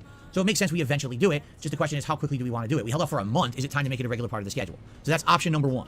Option number 2 would be to throw in a totally new game into the mix. And the game that I would like to play is Amnesia the Bunker. This is a survival horror game from the Amnesia franchise that came out last month, the first week of June, and exactly as I had predicted, all right, this game completely went under the radar for 90% of gamers. There's people who were really excited for it, and originally it was supposed to come out in May, but it got delayed for this weird reason that they couldn't get the game like certified on game marketplaces or something. It was some really weird thing that happened, and ended up getting delayed like 2-3 weeks, and when that happened, it came out right in the middle of Zelda Tears of the Kingdom, Street Fighter 6, and Diablo 4. So when it came out, it was like a whimper, while everyone else was screaming, about all the other games, and no one heard it. It sucks because from what I'm to understand, it's actually one of, if not the best Amnesia game in all of them. People rated it really, really high, saying it's epic, it's got a lot of suspense, it's scary, it's got a good plot, it's got good gameplay mechanics. If you like horror, you're going to really like the game. But no one really talked that much about it outside of the ratings, right? So, in that regard, I'd be happy to play Amnesia the Bunker. It's on Game Pass. I can literally get it right now, and we can start up a playthrough whenever the heck we want, and I'm down for that. So, that's an option, okay? Now, the third option, all right, is something else that people have been asking for. And I told you guys I wasn't going to really consider it until we got to a point where we could, and I think now we're at that point, all right? The third option is as follows. Lobbies in Street Fighter 6 where viewers can join the lobby and fight me and or each other, all right? Lobby nights for viewers. So what does that mean? It means that I would set up a lobby in Street Fighter 6, and I guess you could password protect it. So live on the stream, I'd make the password, I'd announce it to the stream viewers, and you guys would join the lobby and fight against me, and I think you'd fight against each other too, right? It's not just one person, like everyone could fight each other. So here's a fucking bright idea, Phil, to try and minimise trolls invading this fucking shit. How about you fucking make it members only? That way you can fucking post in the members community tab or whatever in your fucking shitey channel, and they can fucking join as soon as they fucking see the pack. Also, there may be some fucking detractors who are gifted a membership. There's also a possibility detractor could still fucking infiltrate. But this way, you're fucking minimising it, so it's fucking usually just your die-hard members will get fucking first dibs. How about that, Phil? you have a lobby night where for like 2 hours we're all just fighting each other. And the good thing about lobby nights would be, number one, it's not super serious. When you're doing ranked play, it's like, oh my god, I got the sweats, right? Every moment I gotta care. If my move doesn't come out, it's super serious because you hurt my rank when I lose the fight. When you're doing casual play lobby nights and stuff, it doesn't, oh, big deal, my moves dropped and I lost the match. Who gives a shit? It's just a casual match where you're trying to have fun, and yeah, to some extent. Phil, you're the one that fucking wanted to get better at a fucking game so you wouldn't fucking get crushed by your fucking fans at first. You're the one that was determined to try and get better at the game so you wouldn't be humiliated by your own audience. What happens, Phil, if you have somebody in your audience that fucking easily fucking double perfects you every single fucking time? You're gonna fucking say that's fucking not alright, just casual matches and no big fucking deal. No, you'll be fucking upset. You'll be upset if they fucking cheese you or whatever, they fucking beat you and they fucking... No. You have to fucking be better than them. This is why you're fucking waiting so long to fucking have a lobby night, because you wanted to fucking be good at one certain character. Or two certain characters. And if someone fucking waits before you in Street Fighter, I don't think they're fucking too long for this fucking planet. You'll fucking get rid of them, you'll fucking nuke them from your fucking channel for daring to fucking beat DSP and make him look bad on his own channel. You're trying to level up and learn some tech or whatever, but at least it doesn't matter. It didn't negatively affect you when something went wrong. Who gives a shit? And if you learn something, but you didn't chance losing a ranking, that's kind of a plus, no? That's number one. And number two, people have been asking me for something viewer interactive for the longest time, and I've been so resistant, because as you guys know, there's so many opportunities where trolls try to ruin these things for us. From what I was told, now I don't know yet, we'd have to give it a shot, but what I was told is that the lobbies in Street Fighter 6 are some of the best of fighting games, meaning I can make a lobby password protected people join. If anyone in there starts acting a fool, oh, I'm not going to ready up and I'm going to purposely hold up the lobby on purpose because I'm a troll, I want to ruin it for everyone. You could just ban them right away, get them the fuck out of there, right? That's what I'm to understand. Like, apparently the system is really good. It's set up for moderation. It's set up so that these lobbies can be serious and not assholes going in there and trying to fuck around, because this was the problem with the other fighting games I've been playing. The 30th anniversary collection would be an outstanding collection if the lobby system worked, and it doesn't. There's not even a way to kick someone out of a lobby. So you can have an asshole just sit there endlessly and not move, and that's it. No one can play in your lobby. It's dead. So... as long as they really do have these lobbies, again, I'm just going off of what I'm told. I haven't tried it myself yet. But we could try it, and hey, if it ends up working, we do a lobby, and we get tons of people coming in, and they want to play, and we all have a good time for a couple hours just playing each other with and that's the other thing. I can play with all characters, right? I can play with Blanca, I can play with Marisa, I can play with Lily, I can play with Zangief, I can mess around a little bit with Ryu, maybe go back to Chun-Li, maybe, Dalsim. I can... Well, these count towards your fucking matches you count as fucking having won already. Like, you're counting casual matches as part of your 1,000 matches you've won. We count these lobby matches with your audience fucking members as well as matches that will go towards the fucking race for 2,000. I mean, if you're counting casual matches, well, you might as well count these lobby matches as well in your pursuit to get 2,000 victories. Let's be fucking real here.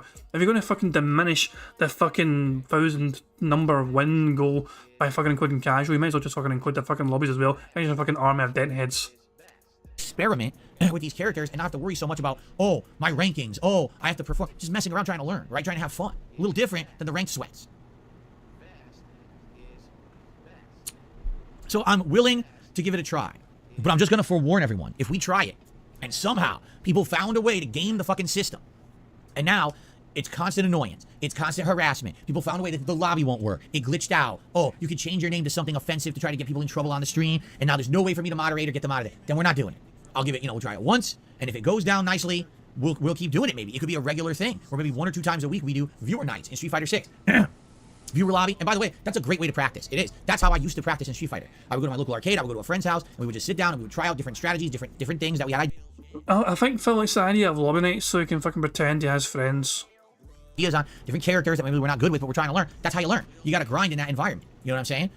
Without that environment to do it, if everything's a tournament level competitive ranking environment, it's hard to learn. But if you have these more casualized sessions with good variety, that's how you learn more. Because there's nothing really, you can more relaxed, try different things out. Oh, it's the 3rd round. I don't really necessarily care 100% if I win this round. Let me try something new, right? That's what it's all about. So, really? YB Better says, recently watched your Sifu playthrough. I guess that was last year. You need way more props for beating that game. 50% of players beat or quit on day 1. Was it? Wait a minute. Sifu. Was that last year? It was, wasn't it? Yeah, Sifu was last year. Dude, time flies and all my fucking games blended to one. Yeah, it was last year, because last year was Sifu and also Midnight Fight Express. That's right. Okay. Yeah, Sifu was great. I love that game. That game was really fun. It really was. There's a few things that annoyed me at first, but once I learned it all, I had a great time with it. Perfect parrying everyone at the end of the game and rebeating the game without hitting anyone was super cool. Anyway, so yeah, so there's our options. Option number 1, World Tour mode, put it into the regular rotation, have it be a chill stream once or twice a week, and make advancements so that we can get free unlocks in the game, but also it's an ample opportunity for a chill late night stream where we can all interact and have a good time together. Option number 2, survival horror in Amnesia the Bunker, put that into the rotation again once or twice a week, and make some progress in it. Option number 3, viewer lobby nights with Street Fighter 6, where viewers will be able to join and play not only me but each other in a lobby-based environment. It'll be more casualized. Yes, we can level up and learn new tech, but at the same time, it's not ultra serious constantly. Okay? How does that sound? I mean, those are the options. And the question is, what do people want the most? That's an interesting question, no? I don't know. I actually don't know. And what I'd like to do right now, not exaggerating, everyone in the chat has a different idea. Everyone in the chat is disagreeing. Listen to this. World Tour is lame. I played through it. It's not worth it. No, do World Tour. Well, I want option 2. That's literally 1 vote for number 1, 1 minus vote for number 1, a vote for number 2. Whose proposal says viewer lobbies, right? 672 says obvious answer 3, viewer lobbies. Big Papa Phil says World Tour and chill. Elliptian says, in my opinion, you're playing too much Street Fighter for my taste. Adding World Tour to the mix is too much. See? So, the horror game sounds amazing, says Highest Darkness. Everyone seems to have a different opinion, all right? Because here's the thing. We need to determine what we're doing tomorrow night, right now. We need to figure this out. So the way I see it, okay, here's what I'm thinking for tomorrow night, Wednesday night, which is my final stream of this week before my break. We're either going to do a viewer lobby where I play with viewers for the first time, or we're going to do a 2-hour Blanca Madness stream where I try to attempt to continue to level up with Blanca in 3-star Diamond and hopefully get him to like 4-star Diamond. Or, what was the other thing? No, that was it. Those 2 options. And then, depending on your feedback, we'll determine if we do more of World Tour later next week and if we do Amnesia or not, or if maybe we keep that rotation going, you know, with whatever. So, right now, everyone's saying do a poll. Everyone's saying do a poll. You guys want me to do a poll? All right, we'll do a poll. Everyone's calling for a live poll. We're going to do it on the community tab. All right? So, let's do it right now. Let me refresh my tab here. Community. And I guess we can check out, because we're behind on this by 24 minutes or so. So we could check out the community tab ourselves, okay? It's with everyone. So, guys, I can't null vote. What do you want to vote for so we can see the results? What would you rather see Phil do? Do you want to see him fucking do viewer lobby? Should we just click on viewer lobby and see? Yeah, that is clearly the overwhelming favourite. 63% of the vote, 228 votes. The majority, so almost 2/3 of the entire votes are viewer lobby nights. Only 9% want World Tour mode, and that's what he's doing later on tonight. That is quite telling, in my opinion. But there you go. Will he listen to his audience, or will he claim that a bunch of mental ill detractors infiltrated it and skewed the votes?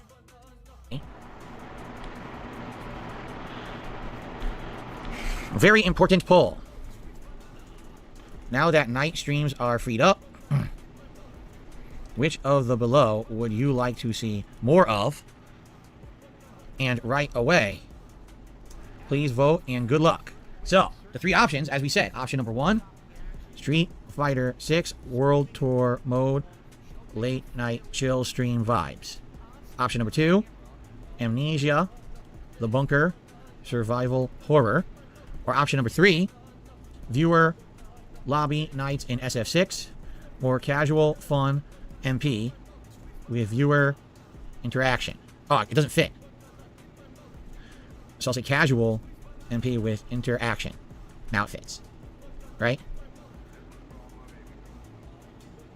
Okay? So, Street Fighter 6 World Tour Mode, late night chill stream vibes, Amnesia the Bunker, survival horror, or viewer lobby nights in Street Fighter 6 casual MP with interaction. So the poll is live on the community tab of DSP Gaming. Please vote. I'd love to hear your opinion on this. This is very important that we get your feedback so I know what to do in the future. All right? Let's see what you guys vote for over the day. And probably by tonight's late night stream of the World Tour Mode, we'll take a look at the results and we'll see initially what you guys want. And we'll go from there. Personally, I'm okay with any of those. Any of those three things is great. All right? So let's see what you guys want and we'll go from there. But this is going to help determine what I do for the late night streams, next week and as soon as tomorrow. Okay? Cool. Now, what else was I going to say? One other thing. So let's do the schedule, all right? And then I want to talk about YouTube Shorts over on DSP Reacts, and then I got a little bit of news to talk about, and then we'll do shoutouts, okay? So, schedule. Today, it's the continuation of Final Fantasy 16 on this main gameplay stream. We'll see how it goes. As you know, there's a lot of mixed feelings about this game. Some people seem to think it's the best Final Fantasy ever made. Some people absolutely hate it. I land somewhere in the middle. I'm not disliking the game. At the same time, there absolutely are parts of the game where the narrative is way too drawn out, too wordy, and boring. And some of these cutscenes and missions that are required feel like they should be side missions you can skip because they're boring. At the same time, when the story picks up and there's big developments, I really enjoy it. So it's kind of a mix for me, and I'm excited for a full 3-hour stream of it today. I'm hoping that we'll get... It seems like every time we do a full stream of this game, we get a couple hours of boredom, but then we get some major story progress. So I'm hoping to get some major story progress on today's session, and we'll see how that goes, okay? Late night stream tonight will be a chill late night stream of Street Fighter 6's World Tour Mode, which I'm excited for. Like I said, I want to unlock more content. I want to have a chill stream with you guys where we can talk and relax more. It'll be a great day for that, okay? Tomorrow, we return to multiplayer of Street Fighter 6. Tonight, I'm actually going to watch tech videos for Lily. And I'm going to try to level up my Lily game. And tomorrow, we're going to go back to Lily in multiplayer, ranked multiplayer, for the first time in like a month. Seriously, I think I used her twice at the very beginning of the life cycle of Street Fighter 6. And I haven't gone back to her in any kind of serious multiplayer since. So I'm going to go back and try to use her tomorrow on the daytime stream and see how it goes. The night stream tomorrow is kind of in your hands, all right? I'm okay with Blanca and trying to level him up in Diamond. I'm okay with a viewer lobby if you guys want to try to join me in Street Fighter 6, and I'm okay with starting Amnesia the Bunker. I'm okay with any of those three things. So it's kind of dependent on your feedback and how this poll goes today. We'll determine what I end up doing. So we'll talk about it, and we'll go from there, and we'll see what we want to do tomorrow night, okay? I'm off from streaming on Thursday. Hope you all have a great and safe day. If you watch any content here on the channel or on my sister channel, DSP Reacts, enjoy. Please remember, engagement is key at this point. Liking the videos that you're enjoying and leaving comments on them of any kind. You could literally just say, just leave a comment to help fill with the algorithm today. That helps a ton. Engagement is key. You know, I stopped talking about engagement a lot recently, and because of that, engagement on my channel went, it's my fault. Please engage with the videos. The more engagement, the better. It helps this channel. If you could do that for me, I would really appreciate it. It's an easy and free way to help out this content, okay? When I come back on Friday, it's Street Fighter. Anyway, that's another bingo because Phil was talking about, like... Quite a strong card, you know, we're actually not too far away. We're like, 10 away, I think it is. 4 there in the corner. Yeah, 10 away from a full house. Friday. So, first stream on Friday, I am going to be using a new character. I know who the character will be, but I'm not telling you yet. I know exactly who the character will be. This is a character that I've actually been looking forward to trying for a while, and I want to give them a shot during the daytime stream on Friday, okay? So we'll give it a shot. We'll see what happens, all right? Then, depending on how that goes, I might want to play with that character more on the late night stream for Friday Night Fights. Or maybe I want to mix it up and do something different. Maybe, like I said, maybe I want to do a late night stream of Blanca and try to level him up for a couple of hours in Diamond. We'll see. We'll see how it goes and see how I feel on the late night stream for Friday, okay? Saturday, Final Fantasy 16. Continuing on, and Saturday night could be whatever. It could be Amnesia the Bunker. It could be World Tour Mode in Street Fighter 6. It could be a fan lobby night in Street Fighter 6. I'm going to leave it open. We're going to see how the polling goes and try to determine what you guys want. Sunday's daytime stream will be DSP versus the internet. That's right. The React show will be on Sundays for now, because it makes more sense if my day off is on a Thursday to have 2 days of gameplay before we interrupt that for reacting, okay? So Sunday is DSP versus the internet. Again, Sunday night is open. It could be anything, any of the options we've discussed. Monday will be more Street Fighter 6 multiplayer with a late night stream of whatever. Tuesday, more Final Fantasy 16 and whatever. And Wednesday, more Street Fighter and whatever. So there you go. The night streams are completely open, depending on how these streams are going. You know, like let's say, for example, we do a late night stream that's a fan lobby, and it goes horribly. It just doesn't go well. The system doesn't work right. We got trolling. We have no way to control it. Then I'm just not doing it ever again. And we know, don't put that into the rotation. Do other stuff, right? But if we do it well, it works well, then we could probably do it regularly. I'm not saying every other day. I'm just saying maybe once or twice a week, perhaps. That could be really fun, right? Or what if we start Amnesia the Bunker and it's great, and now people want to see more of it? Well, that could start becoming regular too. You understand? So let's see how it goes. All right, I'm excited. I'm excited to see how World Tour Mode does tonight as a late night chill stream, because we haven't done it in a month, and I've wanted to play this mode to make progress and unlock stuff in the game. I think it's going to be a fun stream tonight just to relax and have a good time together. So I hope you'll come back tonight, okay? Anyway, that's the rough schedule for now. Keep in mind, we have one special event planned for this month at the very tail end of the month on Saturday, July 29th. It is the Dark Side of Machinima event where I'm going to be reacting to the June the King documentary about Machinima, but I'm also going to be adding in tons of my own context and backstory. I have a lot to talk about and say about my 6+ years with Machinima. Some stuff you probably never heard of before, and some stuff I'd love to fully elaborate on. I have all the email receipts to prove stuff, so I'm going to be doing research and going through that and getting that ready for you, within another 2 weeks. So that's a special event all day Saturday the 29th coming up. Outside of that, in August, it is my 15-year anniversary celebration. In August, we're going to be doing a series of special stuff, basically like something special every week. One week, we're going to do a special retrospective event where we go back and watch clips from my 15 years as a content creator, and I react live to them, and you're going to be able to nominate the clips I watch. We're going to have a special Project 7 viewing event where we go back and watch. There's a certain irony there. Phil just leaned a super chat there. The question was, are you pro censorship? And Phil leaning bandit. So I guess that's a big yes. Phil is absolutely pro censorship. The entirety of the Project 7 show from start to finish, and I'll do live commentary, and I'll add all kinds of perspective now that I've seen the John and Howard video about me, and they talk about Project 7 quite a lot in that. We're going to be doing special throwback playthroughs as anniversary runs and stuff. We're going to be doing a tier maker ranking all of the games that I named as Game of the Year or runner-up for the last 10 to 15 years and ranking them against each other now in 2023 to see if they hold up. This is just some of the things. Just some of the things. Right? That we're going to be talking about. So this is going to be exciting. I think we're going to have a great time in August celebrating my 15-year anniversary as a creator. It should be a good time, okay? So that's coming up, and we'll have more on that as we get closer to August, all right? Fair enough? All right, I have one gaming news story to talk about today. Ladies and gentlemen, a judge has ruled that the FTC's case against Microsoft to try to prevent the Microsoft acquisition of Activision Blizzard is invalid and will move forward. Now, the FTC is already suing Microsoft for another reason related to this, so there's still chances that the thing could get shut down, but the federal judge essentially, after hearing all of those rulings last week, or 2 weeks ago, right, Jasper? Remember that? Remember all the news about that court case? Shut up, bitch! Basically listened to all of this and said it's bunk, okay? And Phil Spencer, of course, the head of Microsoft Gaming, kind of summarized it best. He says, we're grateful to the court. They swiftly decided in our favor. The evidence showed the Activision Blizzard deal is good for the industry. The FTC's claims about console switching, multi-game subscription services, and cloud don't reflect the realities of the gaming market. And he's right. Most of these people who've been criticizing the acquisition and saying things don't even understand what they're talking about. They say things like, oh, because of cloud gaming, Microsoft would have a monopoly on this or that or this. They're like, what are you talking about? Like, no, there's nothing to do with it. Like, it's like you don't even understand what cloud gaming is to say something like that. Like, how could you even say that? It just doesn't make any logical sense. Like, they actually were saying things such as, oh, anyone who's a subscriber to Xbox Game Pass is automatically fully using the cloud capabilities. And considering Jasper practically headbutted a microphone there, I think we need to count that as a mic bump. That means your headbutted a goddamn thing altogether, so we need to count that as a mic bump. That's why, Microsoft would have a monopoly on it. It's like, that's not true at all. I have Game Pass. Am I using the cloud? The only thing I use the cloud for is to do backup game saves. That's it. I'm not doing any gaming on the cloud or anything. So their whole logical arguments were wrong. They were all just completely invalid, okay? So basically, it's... Oh, Jasper, be careful. There you go. Basically, it's good news for Microsoft, obviously, right? Like, this is obviously really good news for them. This is exactly the ruling that they were looking for. But it's not the end of the road. There's still things that, like I said, there's other legal things in the way, but this was a major step in a good direction for Microsoft, and, now they're saying, oh, hopefully this will now streamline our acquisition, but I don't know, I guess we'll see. But that's really it. That's it for game news today, guys. That really covers it. So now what I'd like to do is talk a little bit about my React channel, DSP React, and here's why. So Arkham has made a couple of YouTube shorts for the channel, but Arkham is looking for guidance, because Arkham wants to make more, but Arkham is curious, what is it that you guys would like to see for YouTube Shorts first or more on DSP React? Because as you know, DSP React covers quite a lot of topics. It covers my weekly show, DSP vs. the Internet, where I react to clips from all over the Internet. We could do some YouTube Shorts based on that. It also covers my long-standing legacy-style content. You know what I'm saying? Like, retrospective-style content from back in the day, me watching my old stuff and commenting on it and stuff like that. You've already seen some of that. Like, I watched my old review of the Wendy's salad and chili, and that was a fun short that I put up that people really liked. Or we could actually go back and do like clips from the old DSP Tries It episodes. So it's not necessarily retrospective stuff, but it's like the original DSP Tries It episodes and stuff like that. So there's options. There's different options. So because Arkham is curious about what you guys want to see for a short and he's willing to make some, we're going to put up a poll right now on DSP Reacts. Flash poll of the below.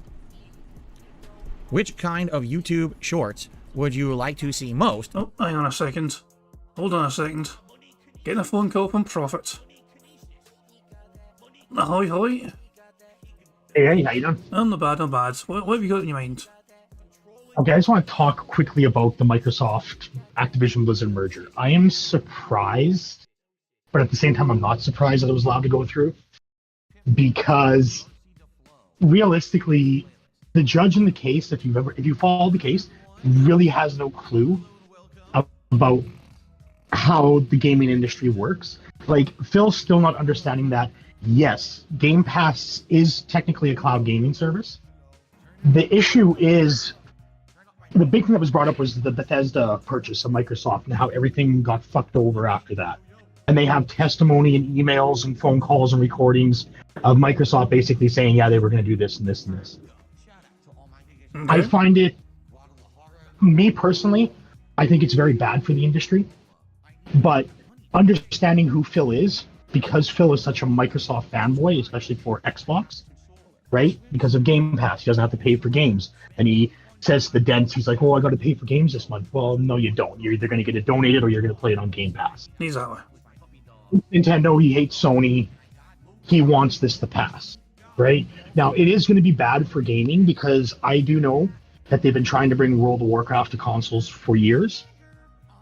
And now it'll probably be an Xbox exclusive. So Sony would be out of the picture for that, right? Just like Starfield, right? Starfield was planned to be cross-platform, PC, Xbox, and PlayStation, and now it's an Xbox-only title. So, like, it's bad for the industry, and that's my opinion, right? So, Phil has no idea what he's talking about when it comes to the merger. You're going to probably see price increases. Like Game Pass for years has lost money for Microsoft. This is proven. Yeah. So once the purchase goes through, you can expect Xbox membership to go up in price. You can expect Game Pass to go up in price. Probably Blizzard Activision subscriptions for World of Warcraft will go up in price. You'll see more microtransactions for games. I personally don't like the merger. Yeah, it's actually interesting because I'm looking at chat now, and some people agree with you, and but some people are also saying I'm not entirely sure I agree. Like, so, you know, someone is saying, like Rel's saying Sony doesn't have a bunch of exclusive studios to do, you know, and there we go. So Sony have their own bunch of exclusive studios themselves, so they might. Not... It's not about to me. It's not about exclusivity because there's so many studios out there that are willing to do business with each company. The thing is that basically it's going to come down to what I feel it's going to come down to in the future is you're going to have Nintendo and Sega. Nintendo will no longer make consoles. They'll go the Sega route where they're just doing software. And all you're going to have is Microsoft and Sony. And then you're going to have all the micro studios underneath each camp. And I think that's bad for business. I mean, it's possible, or so, it's one of those things as well, where a new player could come on the block and become a new mainstay. Sega used to be huge, honestly. Sega used to be one of the biggest social ones, you know, on the planet. Oh yeah, you know, but like, and Sony you just don't have that anymore, right? You know, the only benefit for Microsoft is the fact that any game that's exclusive to Microsoft is also released on PC. Yeah, and especially through their Game Pass, through their Microsoft Store and Xbox Live. So that's a win. Sony doesn't have that. I wish Sony did that, and I wish Nintendo would do that as well, because you know I do have a copy of Zelda that runs way better on my PC than it does on fucking Nintendo Switch. Yeah. So like, yeah, of course. I wish it was an open ecosystem, but it's not. And Phil doesn't understand the benefits of an open ecosystem rather than having everything segmented. I think it's a stupid idea, the segment. I think those console companies should work together to benefit the gaming industry. Right. Some random breaking news. I'm sorry to interrupt you there, but I'm distracted by Phil's chat. Apparently Jasper had got Phil again. People in chat are freaking out. Apparently Jasper. Okay, I'm gonna let you go. I'm gonna let you go so we can speed this up. Okay. No worries, man. Later. Cheers for calling, man. Cheers for calling, and catch you later. Yep. Always a good time to catch up with Profit, but yeah, I just got really distracted by the chat there, back freaking out. You can probably see it there, everyone's freaking out. Like, ouchies, people go for the throat. You know, get him, Jasper. Oh no, did Jasper vomit again? People say, not again. Why, Jasper? Why? No more treats for Jasper. Jasper apparently did something. So we are behind Phil by about 20 odd minutes, or 20 minutes. So, but at 1.5 speed though. So let's just crack on with this and see what that bad cat done now. Way to go, Agent 2KJ. Made from the content here on DSP Reacts. Please, let your voice be heard, and good luck. So, first option would be highlights from DSP versus the Internet Boring. Clips Show. 2 times speed. Second option would be highlights from DSP Tries It Legacy episodes. And the third would be retrospective highlights from older content over the years. 2 times speed. Because there's tons of content on that channel for over the years that could easily be highlighted in YouTube Shorts. What would you prefer to see? Let's Maybe slow down DSP again. style stuff, other kinds of retrospective stuff, or stuff from newer stuff like the clip show. So let's go ahead and post that poll up. That's for everyone. It's a public poll. So now you guys got 2 polls to vote on. What is it you want to see soon here on DSP Gaming for late night streams, and what kind of YouTube Shorts do you want to see over on DSP Reacts? Because Arkham's willing to do a couple for us, but he needs some guidance on what to work on. Okay? So please vote. All eyes and ears will be on these polls. Okay? All right. All right, guys, let's get to shout-outs. We start off today. Hooray, we have a thumbs up. Phil gave a thumbs up to the camera, and that's another bingo. Fantastic stuff. With Elliot Ness, who did a super chat and insulted myself in the podcast. Thank you, Elliot Ness, for the super chat. I really appreciate that. Enjoy your permanent ban. Continuing on, we have some tips to shout out today. Excuse me. Oh, man, hold on a second here.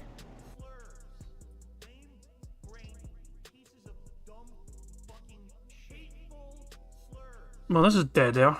That's what I'm sure. So I'll take off dead air. But I don't care. When him clowning up for the camera silently, no. Deliberate clown mode is not thumbnail worthy.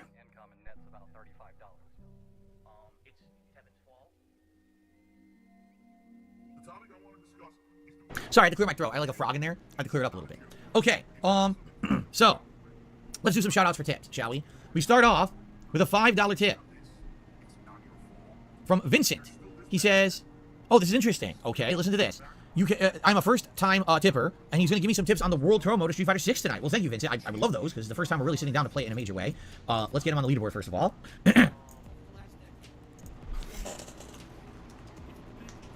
Okay. Cool. All right. So Vincent says, you can maximize your bonding with the masters of the World Tour mode by farming money to buy items that you can give them. You can farm money with the minigame called Scraphead. It's located in the junkyard near the Promenade in Metro City. You give Luke about 20 items of Red Elevator 8. Isn't that supposed to be Resident Evil 8? It is, isn't it? It's supposed to be like Resident Evil, like you give him a video game. They're sold in Bathers Beach, where DJ's located. Oh, we didn't even find DJ yet. Interesting. So if we didn't get DJ yet, then maybe we can't do that yet. You know, we've almost maximized Luke. I'm almost positive we almost maximized him even without giving him stuff, because we've been using his combat the whole time in the first 3 hours. So I think we're close to maximizing him anyway. But we did give him a few items already. So I think we're right there. But thanks, that's interesting. So basically give him the video games is what you're saying. They're calling it Red Elevator 8, but it's supposed to be like RE8, get it? Like Resident Evil 8. Okay. That's cool. Thank you for that advice, and we'll try to apply that tonight. And hopefully, I think we can maybe even maximize Luke tonight. I think so. And that'll unlock his in-game outfit, which is pretty cool. We can use that in the entirety of the game. So, okay. Continuing on. Let's see here. Snowcrawl tipped me $1, so I think you should refrain from doing too much Street Fighter. It alienates your core audience. It's a niche thing, and fighting games aren't very popular anymore. That's absolutely ridiculous. Most of your fans want variation. Thanks. And I want to bring you guys variation. I want you guys to understand. I don't want everything to be Street Fighter 6, but there's different aspects to the game. World Tour mode is literally not competitive Street Fighter 6. It's completely different. It's not even the same gameplay. It's No, Phil. It's the same fucking game. You don't fucking get it. It's still catered towards your Street Fighter audience. You're not gonna have fucking Zelda fanboys or fucking Final Fantasy fanboys tune in for fucking World Tour mode because you're not fucking doing ranked play. No, it's still the same fucking thing. You dumb bastard. It's like playing Yakuza. So it really does feel like a different game. However, I hear you. We don't want every stream to be Street Fighter. So like I said, if we want to get Amnesia the Bunker in there, you know, I'm okay with that. Another thing that we could consider would possibly be doing the return of Elden Ring, which is something that I've wanted to bring back now, and we could have that come back at some point sooner rather than later. It doesn't have to be, you know, this next week, but bring back Elden Ring and trying to finish up that playthrough with the hardest content in the game with my magic build. That's fucking hooray for that. You just got rid of fucking 2 RPGs that fucking took forever. What are you going to fucking do? Perhaps go back to another fucking long RPG. Genius idea, Phil. possibility too. Okay. Okay. Thank you, Snow Carl. We got another. Let's see here. I got a dollar tip. Someone says, if you say you like Tears of the Kingdom, I can't dispute that. I'm just of the opinion that if you liked less than half of the content in the game, you didn't really like the game. No, I liked the main content of the game that was meant to be the main focus. I didn't like the stuff that was all completely superfluous to the purpose of the game. But how do you know if you didn't like it if you didn't fucking do it? Like, you're commenting on not liking something which you never even fucking bothered to do. Therefore, you have an opinion on something without even having done said thing. You've done a couple of examples of it, and you thought, well, I'm not going to do the rest of it because it's probably all like this. And so you're dismissing the rest of it as being not worth your time. The purpose of Tears of the Kingdom is to save the kingdom from Ganon. And everything I did in the game led to that. Doing the geoglyphs, the cutscenes that gave the backstory to explain Zelda and how she became something that leads you to get the Master Sword. How to beat the 4 major dungeons, how to help the 4 major races that live in Hyrule. And then getting the 5th stage and beating the game. That's the game. The stuff that I didn't like and enjoy is the stuff that's completely extra from that you can easily skip, and as I showed in my own playthrough, didn't hinder my enjoyment or beating of the game, unlike everything that I heard. All I heard the playthrough was, you need to do it. If you don't do it, you're going to have a hard time at the end. You're going to complain and say the game sucks. Well, guess what? I got to the end. I didn't have a hard time. The game doesn't suck. You were wrong. You just wanted me to play it the way you wanted because you have this weird notion in your head you must be some kind of a completionist gamer to enjoy a Nintendo game. Wrong. Wrong. I liked it. Okay? So, hate to tell you, even though you may say things, it's because you have things in your own mind. Take your notions out of your mind. Listen to what I'm telling you. I liked the game. I played just the most of the main stuff, and it was a great game for that. It was any time that I veered away from the main stuff that I realized this feels like a time waster, and it was. Because I easily went through the game without it, didn't add anything, didn't miss out on nothing, still played the game and liked it. You got to deal with it. Sorry if you can't, if that crushes your reality, that you think that every single thing in the game must be experienced for it to be a good playthrough or for you to enjoy the game. That's completely false. That's your narrative you've built to try to justify the 100 hours. Sorry. Wasn't like that for me. That's just my reality. Maybe it's different from your reality. Okay? JDTV has tipped me $1. What's going on, JDTV? Thanks for the support today. It's good to have you here. And by the way, I want to say, once again, thank you. He did send me that information a week or two ago about an improvement to my streams called the Devum Pixu or whatever. I just can't... He is desperate to fucking have someone buy this for him. Why do you think he is purposefully telling his audience what the fucking product's called? This is massive hint territory for someone to fucking contribute this fucking device for his fucking streams, like they fucking contributed the LED lights, like they fucking contributed the fucking webcam, like they fucking contributed the fucking capture device. It's a shame the Dutch brothers got pissed off at Phil for fucking being quite jokey about their Lord and Saviour. I have no money for it right now. I was actually considering doing something like that. And what this is, it's just a device you can put behind you, and it's programmable, and you can put pixel art on it, you can have like logos, you can have all kinds of stuff on it. I thought that'd be really cool for the streams. I was looking into it, and what happens? Well, you know, my fucking food processor has to break. I say food processor, it's food disposal or garbage disposal, among other things, like, can't do anything with that right now. Okay, I'll look into it eventually if I can get at something I would like to do to maybe improve the streams. We'll see. All right, anyway. So, he says, what's up, Phil? Hope you're doing great. Honestly, I feel it's totally fine to put more focus on Street Fighter 6, knowing that especially you enjoy the game so much, since the Street Fighter franchise is what you're most known for. I love the idea of seeing World Tour mode, custom lobbies, and the ranked multiplayer. If you do that, you shouldn't add too many other games to your list, in my opinion. Maybe 1 or 2 other games while focusing on Street Fighter. No, I agree. The whole problem was, I was either playing competitive Street Fighter... What do you mean you fucking agree? You fucking agree you should only have 1 or 2 fucking games aside from Street Fighter? Come on, Phil. Let's be honest here, Phil. You want to fucking have 4 games in rotation and then client to complain that it's fucking taking too long to get through said games. Fighter, or I was playing 3 RPGs. There was no variety, right? It was RPGs if you like them, watch them. Street Fighter if you like it, watch it. Well, what if I only like 1 of those? Or what if I don't like either of those? Well, you're boned, right? I want to get more variety. What if you like late night chill streams? Then the World Tour mode in Street Fighter 6 should be up your alley. It's going to be us interacting, talking while I explore this world. I do combat, we level up. That's going to be nice late night chill streams, right? What if you want more casualized play that's not super sweaty, serious shit? Well, then, if we do viewer lobbies, that'll work. What if you just want a whole different genre of game? You want to see survival horror? Hey, Amnesia will work. That's what I mean. That's why I want to get your feedback on this. I hope you guys will vote in that poll, okay? All right. I received a $1 tip from Carliga. It says, breaking news, this just happened. The UK regulatory body CMA suspended the case versus Microsoft's acquisition and is ready to negotiate concessions to make way for the deal. It's practically over. The merger will be announced on Monday. Game Pass is going to increase in value tenfold. Starting Monday... That kind of sounds like what Prophet just said. Every single Blizzard game will be on Game Pass, including World of Warcraft, including Warcraft 3 and all its expansions, including all the Diablo games, including Overwatch. Who fucking cares about that? It's already free and no one plays. Obviously, I'm making all that up. But now I wonder what will happen. If it does go through, that'd be cool, and then we'll see how this is going to affect stuff. Because, you know, there will be changes, for sure. What will they be? We don't know. We'll find out. All right, let's continue on.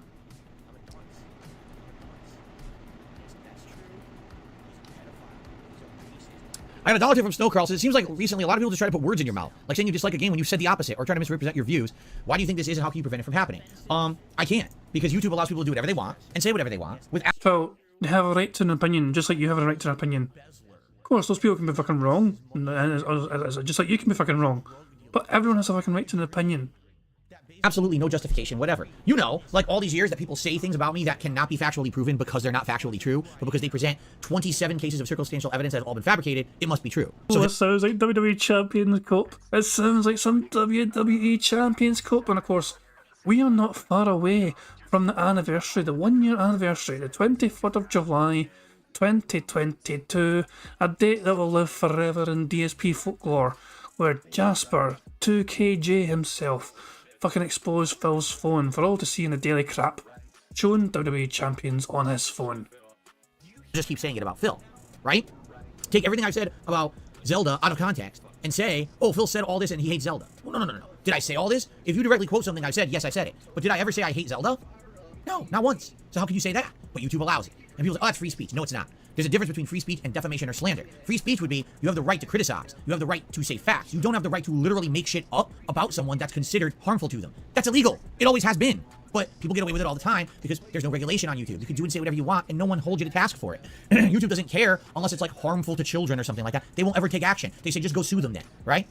So they will always do this because why? Because there is profit and there is popularity in making fun of Darkside Phil. I've been the whipping boy of the internet ever since This Is How You Don't Play started, and it's never ended. It's just exacerbated and gotten worse, and there's nothing I can really do about it. Unless I completely retreat from the internet and decide that I will never make content on the internet ever again, and I don't give anyone else anything new to work with, that's probably the only way to end it. But the thing is, I love what I do. I love gaming. I love content You creation. don't fucking love what you fucking do. You're fucking miserable every fucking day. But most of the fucking shit you fucking do, you have nothing else you can do.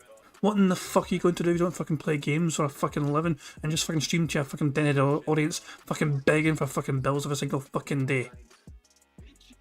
You playing Street Fighter is actually a fucking strange change of pace because the one fucking game you actually do seem to actually have fucking desire and passion to fucking play.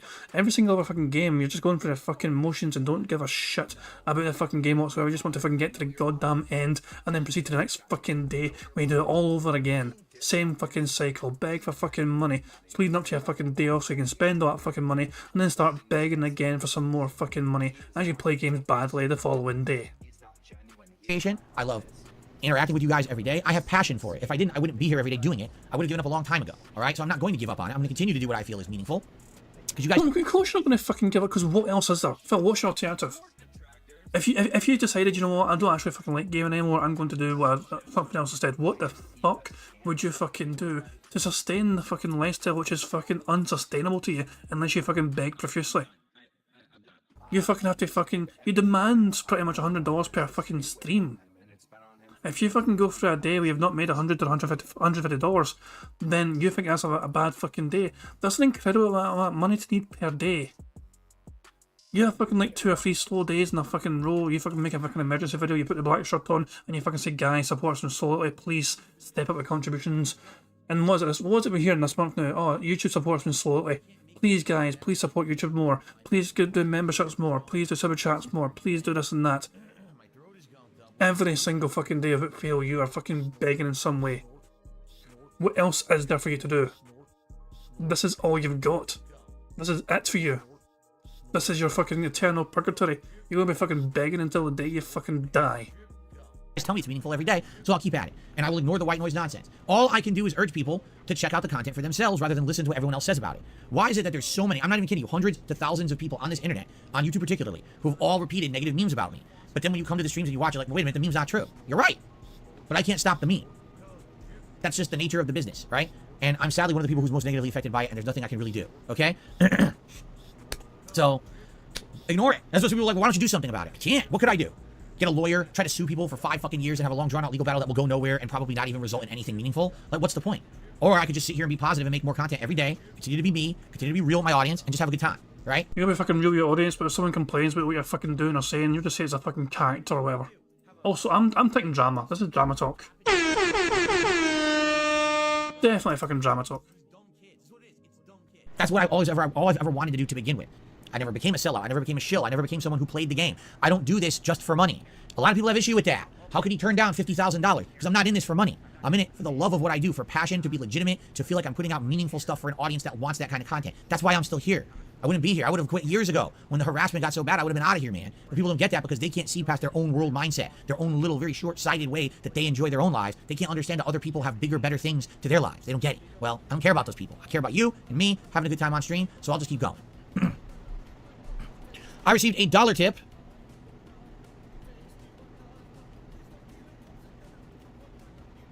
Someone's not even making a point. If I personally felt a game was bloated and filled with boring, meaningless tedium, I wouldn't say I liked it. But I didn't do the tedious stuff. I did the good stuff, and the good stuff's good, so I like it. How is this so hard to understand? I really don't get it. The way Nintendo made Tears of the Kingdom.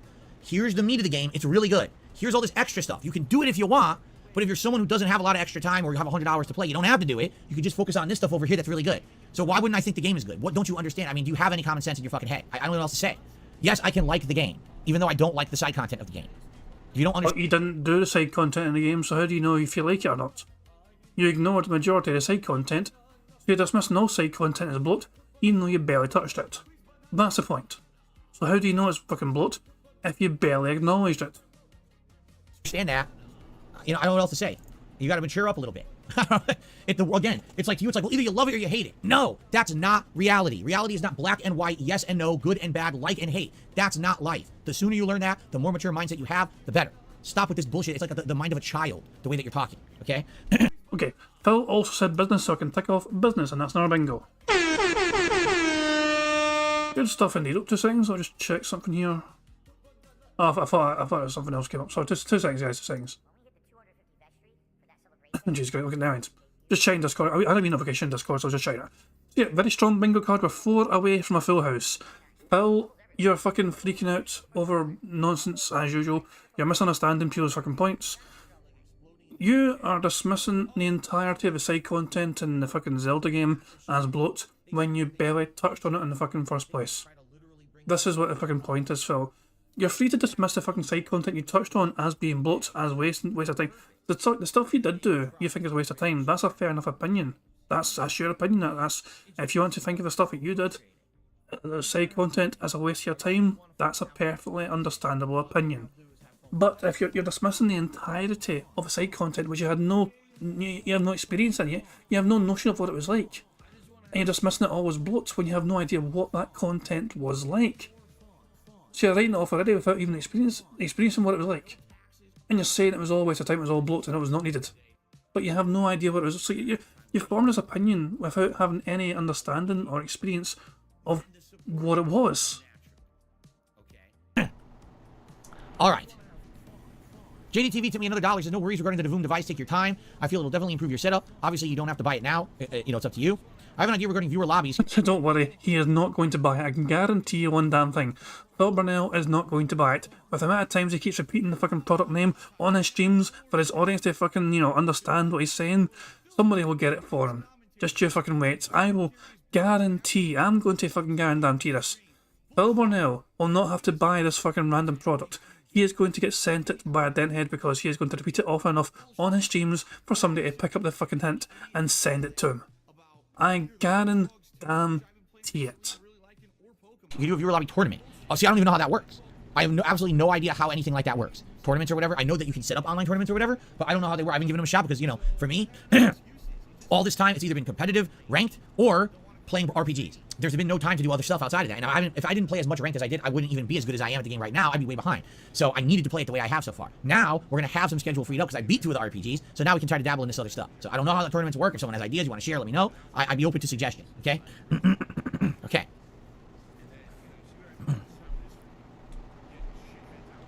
All right. Guys, we've got a few extra minutes here. If anyone would like to toss some questions my way for a little bit of Q&A, that'd be great. By the way, I will say this. Hey, Q&A, that's another fucking one for a bingo. We are 3 away from a full house. Now, what's Phil going to say? I wonder if it'll be about support. Do you think he's going to start about support? I wonder. I have a feeling he's going to talk about members.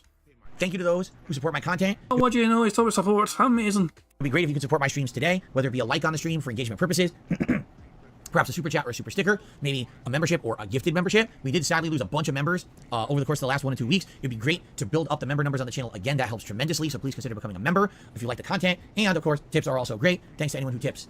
We have those tiered rewards for those as well, okay? Anso Kamaro says, I love Street Fighter 6, but World Tour mode, man, it's disappointing. It's freaking easy and kind of dull. The best part is seeing dialogue of characters that I care about. Like I said, the World Tour mode for me would be like a late night chill stream. Like, let's be honest, Diablo 4. Can we really be honest about this game? Is it good? Yeah, it's fun. It's a chill stream style game. Is the story anything to write home about? It was alright. Is the gameplay anything to write home about? It's alright, right? If you get hooked on the gameplay and you do post game, it probably gets better. But really, it's just kind of one of those games that just kind of happens, and you talk with people when you play it, and that's kind of how it was. It was a vibe game for me, and that's kind of how I knew it was going to be. So I feel like World Tour mode in Street Fighter 6 will be more of that. It's something that we're doing while we're interacting and chilling. It's cool because we'll have some combat, there'll be some funny moments. We'll be getting stuff in game that we can use in the other modes, like outfits and the like. So it's not a waste of time. It's just a time sink to get other stuff, but we also get to hang out when we do it. That's the way I was. If you're just sitting around playing it by yourself, okay, seriously, if you're just sitting around playing it by yourself, it's probably boring as dirt. But the fact that I will have a audience to interact with and have fun with, I think is going to be a better experience. Okay. Well, hurry up, Jasper. When's Jasper going to turn up? Hold on. How far are we behind Phil? We're 27 minutes behind Phil. When does Jasper fuck him up? Oh, he seems to run away. He seems to run away in like fucking 6 minutes time or something. Yeah. Okay, hold on. But just endure it, guys. I'm going to go 1.75 speed. But Jasper seems to do something in like 5-6 minutes time. But at 1.75 speed, we should get there faster. I received a $5 tip. Okay, so this is also, I believe, from Vincent. So he's following up with more information. He says, in the Bather's Beach, you can buy 20 times character items. So, for example, they have Beaujolais for Minot, jellied eels for Cammy, celery chips for Lily, antique playing cards for JP, knockoff Blanca Chan dolls for Blanca. Why would you give Blanca knockoff dolls of his own doll? And he likes that. You should be pissed that someone's making knockoff dolls. The answer lies in the heart of love for Kimberly. I guess it's supposed to be music. Bow Bow Bro sticker for Jamie. Okay, for the other characters, there's all kinds of items. A wrench for Jury, Dalsim, a wooden bear for Zangief, cold tomato soup for Marisa. Cold tomato soup, that's her item. Lukewarm beer for DJ? Ooh. Seriously? Lukewarm beer is what he wants? Why would you want room temperature beer? Oh. He keeps going out, there's more and more. Rubber duckies for Honda, instant curry for Dalsim, a cookbook for Ken. I don't know why he would want that. Natto for Guile. I don't know what natto is. A canned herring for Chun-Li, instant soba noodles for Ryu, and that's it. Sorry for the text wall. No, that's all good. That's interesting. So each character individually has their own kind of unique item that they, when you give it to them, they level up. Got it. So you can level up the characters either by going through and using their special moves in combat, which is a slow build, slow grind kind of thing, or you can use your in-game currency that you earn to buy those items, and that'll level them up at an advanced rate. Gotcha. Okay. And I think we were doing it. Like I said, I think we had found a few video games, and we had actually given them to Luke, and that's why he's almost maxed right now. Interesting. I'm a little questionable about some of those items and how they apply to the characters, but I guess it doesn't really matter in the scheme of things, right? It's not that big of a deal. Doesn't need to canonically make sense. When am I watching the Mario Brothers movie? I already did. I'm reviewing it tonight on DSP Reacts. If you want to see the Super Mario Brothers movie review from me, it goes live on DSP Reacts after my live stream tonight. I'll film it and upload it. There you go. You've been wanting it for a month, you're going to get it. Unbiased fan. So do you agree with Justin Wong? Street Fighter 6 is the most balanced fighting game on launch and no character needs a nerf or buff. You know, let me put it this way, all right? I'm from the day of arcades. So is Justin, by the way. We're from the days of arcades. In the days of arcades, there were no nerfs or buffs. It was, you're playing the game and that's that. It was very rare that an arcade game would get any kind of an update that would rebalance the game. Okay? Like, look at Marvel vs. Capcom 2. 80% of the cast is completely unplayable at a competitive level, but the game is still one of the best fighting games of all time. You see, you didn't need everything to be rebalanced. What you needed is people to sit down and be able to learn the game and find ways to learn certain tech, to beat certain things. You might have a character, in the case of Super Street Fighter 2 Turbo, in the 90s and even the first half of the 2000s, everyone just across the world believed that T-Hawk was the worst character in the game. Then what happened?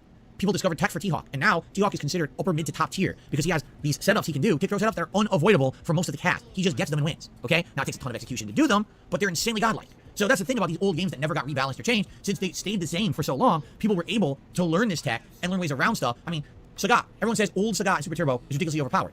But he's not hands down the best character. He gets beaten in tournaments. Why? Because people took the time to learn the tech to beat him. Now, what if the Super Turbo came out, and within 6 months of the game, oh man, T-Hawk's way too weak, and Sagat's too strong. We're going to do Super Turbo V2, or Super Turbo Arcade Edition, or Super Turbo Champion Edition, and we're going to rebalance. And now T-Hawk has 2 new special moves that are much better, and Sagat's way worse. He's slower. His uppercut does crappy damage, has low priority. You see, that's kind of what happens with modern fighting games. You get people who just commonly kind of complain about stuff, and because of that, they force changes that the developer feels pressured to do. And so then the developer will rebalance the game within 4 or 5 months, and now, wait a minute, I just played the game for 5 months. I finally learned it at a high level. Now you're changing it? Why'd you do that?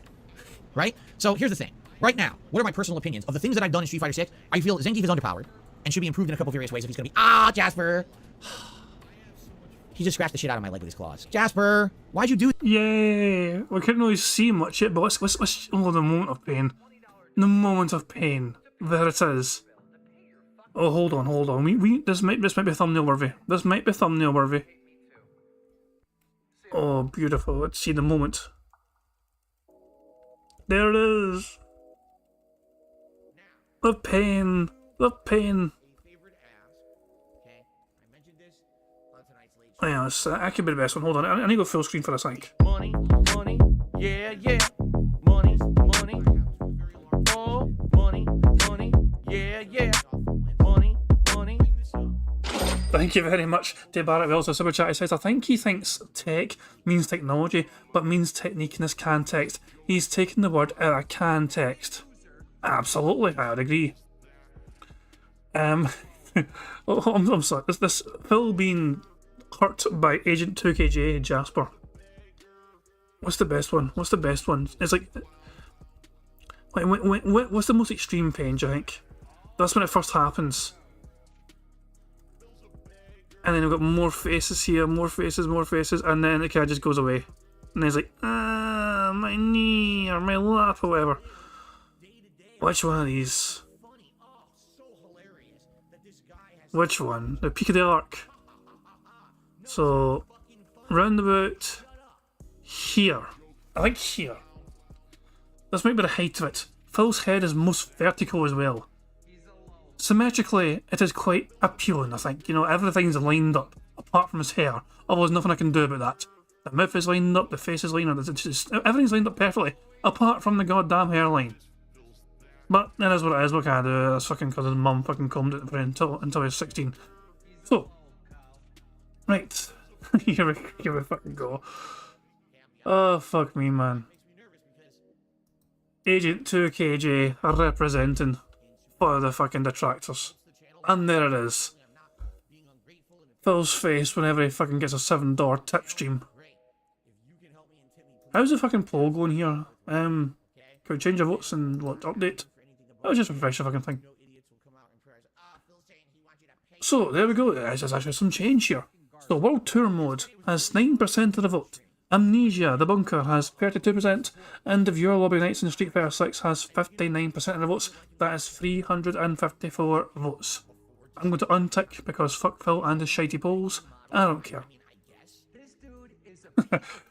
Okay, now let's just enjoy this. Let's just enjoy this for all it's fucking worth, okay? Let's just rewind it. Actually, I have an idea. Let's do this at 0.25 speed. Now, what are my personal opinions Wait for it. of the things that I've done in Street Fighter Wait for it. 6? It's coming.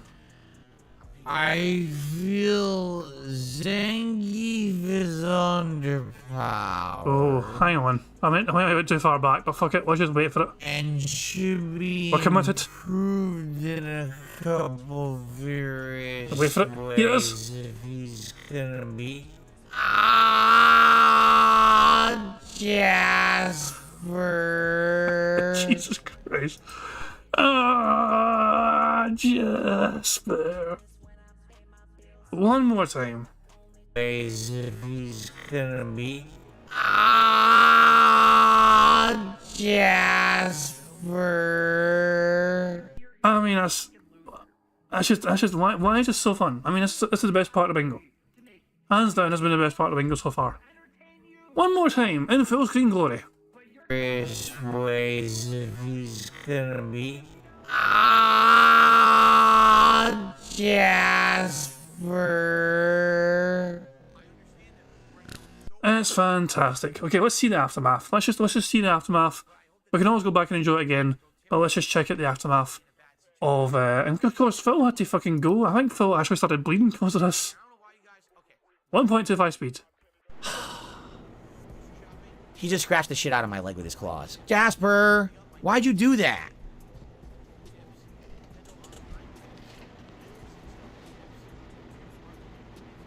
Yeah, god damn it, Jasper. I gotta go disinfect because he just cut my leg. And it's probably gonna start bleeding any second, so I might as well go disinfect it now. Alright, let me mute the mic, I'll be right back. What a thin-skinned little fucking bitch. What's he wearing now? He's wearing like fucking... One day off for the week when you're working full-time 6 days a week. That's funny, right? No, it's not fucking funny. Now shut up. Ever since people called him out for wearing Zelda jammies over and over and over again, you know, for so fucking long, he's been like, he's been rocking these fucking shorts the whole entire time. So yeah, people made fun of him for wearing Zelda shorts, Zelda jammies all the time, and ever since that happened, he stopped wearing them, but he's been wearing this fucking same thing over and over again instead. But yeah, Phil has fled the Snort Fort. So we'll fast forward until he gets back. I'm just spamming the right arrow button, but he's oh, here we go. This is a very... Let's just see him throw himself into the chair. Alright. Crisis averted. It's not that big of a deal. It didn't go that deep, so don't worry. I'm not gushing blood. Not like, remember a few months ago? I still have big scars on my arm from when he jumped on the chair and thought my arm was the chair and dug his claws deep in. I still got 3 or 4, you know, like slash scars on my arm from when he did that. Fuck him up, Jasper. But this ain't that bad. It's just a scratch with a little bit of, you know, blood, but it's not a big deal. I disinfected it. It should be fine. Sorry about that. Obviously, didn't interrupt the podcast there. Now, what were we even talking about? What was I speaking of when I got... Who gives a fucking shit? That was the best part of the podcast. Nothing can top that. I'm going back to 1.75 speed just so you can fucking get on with the rest of this shite. I literally have no recollection of what I was talking about. I've lost entire train of thought. What was the discussion? Amputation. You were avoiding the fucking question about whether Justin Wong's opinion on no characters need fucking nerfed is a valid or not. Oh, amputations are becoming a lot more sanitary. Wait, we were talking about amputations. What are you talking about? What were we talking about? Oh, we were talking about Street Fighter 6, and the fact is it the most balanced game ever at launch, and should it be rebalanced? And I guess someone said Justin Wong is saying it's the most balanced fighting game ever at launch, and it doesn't need any nerfs or buffs. Here's the thing, okay? I can see from two different perspectives. From a modern gamer's perspective, I do feel Ken is ridiculously overpowered. I think of all the characters, he's just ridiculous. Like, why does he have all these advantages and no disadvantages? Why can I perfect parry Ken, but he can mash Dragon Punch and beat me through my own counter hit that's supposed to punish his move for being perfect parry? Why does he have 5 zillion different mix-up setups that are all safe, and he has all these advantages while everyone else has to take risks to get a reward? He has no risk at all, right? He's an easy mode character, and people can play him online with a pattern and win a lot because he has so many options and everything's in his favor. Does that mean you should nerf Ken? Or does that mean that we have to just figure out ways around, right? Like, I think there are ways around a lot of the things Ken does, but they're character specific, meaning it's not really based on Ken, it's based on who you're using. You know, maybe your character has a way to beat his stupid floaty kick and blow through it with your drive impact or something like that, but you need to know that in order to do it. And you need to practice with your character to learn it, right? Is it fair that there's people out there who literally have picked Ken since the game came out, learned a pattern, and are probably at like diamond level with Ken right now? Probably not, because everyone else has to have a harder time. You know, try getting a diamond character level with Lily or freaking, you know, Dalsim. God, you know, work your ass off. Oh, Ken, mash one combo. Oh, you've had like fucking 500 fights with Blanca, and he's got a fucking invincible move. The Blanca ball's an invincible fucking move. So that's not very fucking fair, is it? Mash one pattern, uppercut, mash one combo, uppercut. Stupid, easy mode shit. But does that mean that the whole game should be rebalanced?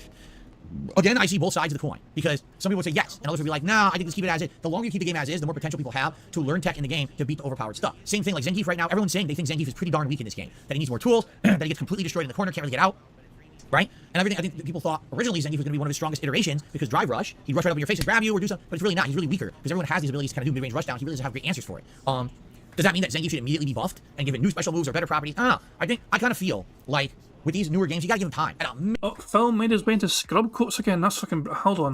Let me go to Twitter. Let me get Twitter open. Hold on, give me a second, guys. Scrub coats is a fucking account on Twitter where people that basically fucking are scrubs in Street Fighter 6 are getting made fun of. Scrub Coat 6 Scrub Hub. Here we go, the account is here, hold on. And let me just scroll. Oh, here we go. So, couldn't do anything, you just hit me after it by default. If you play Ken and Casuals casually, you shouldn't be able to own the game. So, once again, 3 hours ago, Scrub Coat 6 Scrub Hub shared Problems Mystery video, which probably will obviously fucking disappear very soon. So we might as well enjoy it before it vanishes ourselves, eh? Couldn't do anything. Like, I literally did nothing. I couldn't do anything. He just hit me after it by default. Yeah, this is trash. This character is so easy mode trash. Fucking zero skill.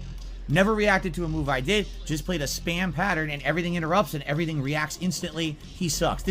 That's the definition of flowchart Ken, and it's worse than it was in Street Fighter 4. There's no skill there. This guy doesn't even have a concept of how to play a fighting game. He just learned a fucking pattern he can do online. It interrupts everything you try to do intelligently. It's just trash. The guy's fucking trash, shouldn't even fucking own the game. Take it away from him, delete it from his fucking console. What a salty little bitch. Holy fucking shit, man. Marisa does too much damage, apparently not for Phil. Someone complained that Marisa does too much damage, yet Phil fucking hated using Marisa yesterday. He could not fucking handle life. He was just absolutely fucking miserable. I love how I scroll down and it's just more DSP. July 10th, can't fucking block. Counter hit, and it's exactly, it shows you. It's not fair how Jamie can break your block in Street Fighter 6 and the game lies and says it was a counter hit. Let's just hear this one again then. We have a new one to enjoy. Counter hit. Can't fucking block! Yep, 2 counter hits in a row. Can't fucking block! That's a good video. That's a good fucking video as well. So there you go. How often is Phil appearing in this fucking tweet, this tweet feed? I'll scroll down, I'll find them again very easily. Maybe not. I don't know. Nah. See, you can see it's not just a fucking detract or account or channel, whatever. They do cover all sorts of other fucking people bitching and whining about the game. But it's funny how Phil appears multiple times on there. Says quite a lot in my opinion. But anyway, let's just crack on with bingo. We're doing very well with bingo, we're very close to a full house. Also, this face. What the hell is this face all about? Minimum, and I mean this, at a minimum, you should give them 6 months before you're rebalancing and tweaking the game. Let people play the game for half a year and determine truly what was unbeatable, but maybe you just haven't given enough time to learn how to beat it, right? Maybe yes, right now I think Ken's overpowered. I don't want them to immediately change the game. I think they should wait. I think it's bullshit that you know, I rage when I fight an easy mode asshole online who just fucking spamming a pattern and beats my ass. Like, that's stupid, but I think there's ways around it, and it challenges you, okay, to try to get better at the game as well, by playing and learning strategies around stuff. So I don't think that we should necessarily rush for patches and rush for rebalances. If, in the long term, it is determined by the entire competitive community that something does seem pretty unfair, unbalanced, then that's different. But I don't think that's, we're way too early on right now. No, Jasper, you're not crying on me now. You already hurt me once. I think it's way too early to determine that. You know, only a month into a game when people are whining they want the game changed. That's ridiculous. So, now is it the most balanced fighting game ever at launch? I don't know. I mean, to be honest, I haven't really played fighting games competitively in so long. I couldn't even tell you if anything in the last 10 to 15 years was balanced at launch. You know, I can tell you this: Street Fighter 4 Vanilla was not. Absolutely, there were characters like original Sagat or old Sagat, or not old, Vanilla Sagat, that were way overpowered and had too many advantages, and then they changed that with later iterations. But I haven't been following competitive fighting games in a while. I can't definitively answer the question because I'm not. And Justin, that's his thing. That's all he does. He plays fucking fighting game. So he would know way more than me. I would trust his opinion 10 times out of 10. So yeah. Okay. Let's see here. Oh my god. Another person still talking about Tears of the Kingdom. I thought we were past this. This is the last thing I'm saying about Tears of the Kingdom. I'm not telling you can't like the game or call it good. I apologize if I came off that way. I'm saying that I determined whether a game is good differently than you. That's it. I do think that people tend to think you dislike games when you don't, because you tend to talk way more about what you dislike about a game than what you like about it when you're playing.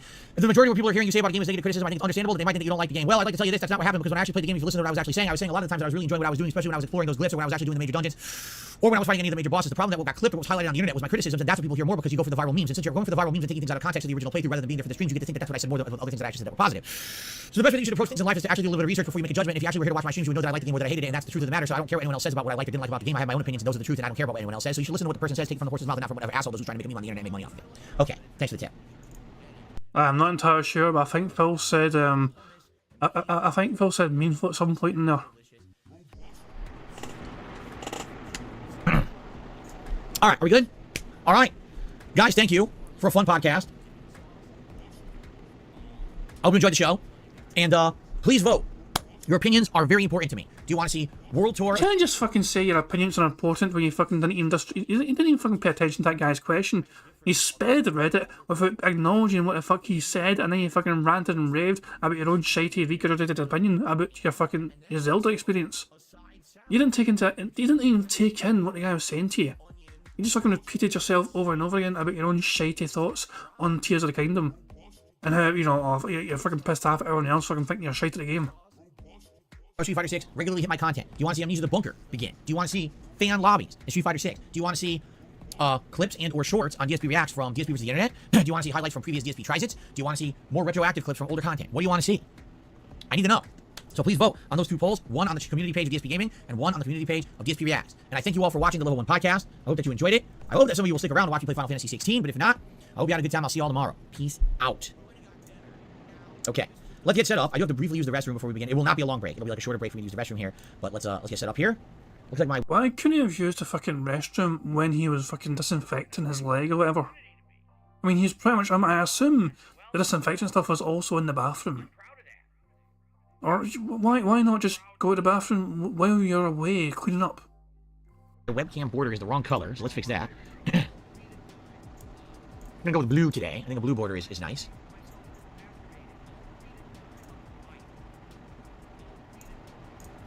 Is that centered? That might already be centered. Let's see. That's pretty good. Nice. I didn't have to move it. Alrighty. Alright, guys. So, you can bear with me. Oh, what's going on, Jade? Jade's here today, and he says, I love to see Ermac and Riptile in MK1. And he says he's going to talk to chat for Final Fantasy 16. It's long and slow, so he's probably just going to talk but not pay attention to the game. That's all good. Alright. Take a brief break. I'm just going to mute the mic. I'll go use the bathroom. I'll be right back, and then we'll start with Final Fantasy 16 for the day. Alright, guys. I'll be right back. Thank you very much. And he's gone away, and then he stands up, so he's probably just going for a wee quick piss. Yeah, that was actually very quick. Didn't have to fucking hold the right arrow button that long. But then he got tells. I just tells you the why couldn't he just fucking done it while he went away 10 minutes beforehand. Alright, guys. Enjoy your bands. Take care of a few of you guys here. There we go. Get rid of this guy. Get rid of this guy. Anyone else? I'm kind of curious. I need to find out. First of all, let's just check out my daughters. Oh, they're so cute. Look at them just swimming away. They're so cute. But I also want to find what people said to get banned. So, hold on. Bear with me here while I try and find this very quickly. Hold on. Where's the channel? Where's the stream? I am very glad to see the return. Well, I say the return. What the hell is Raw DSP? Did Raw Phil take a night off or something?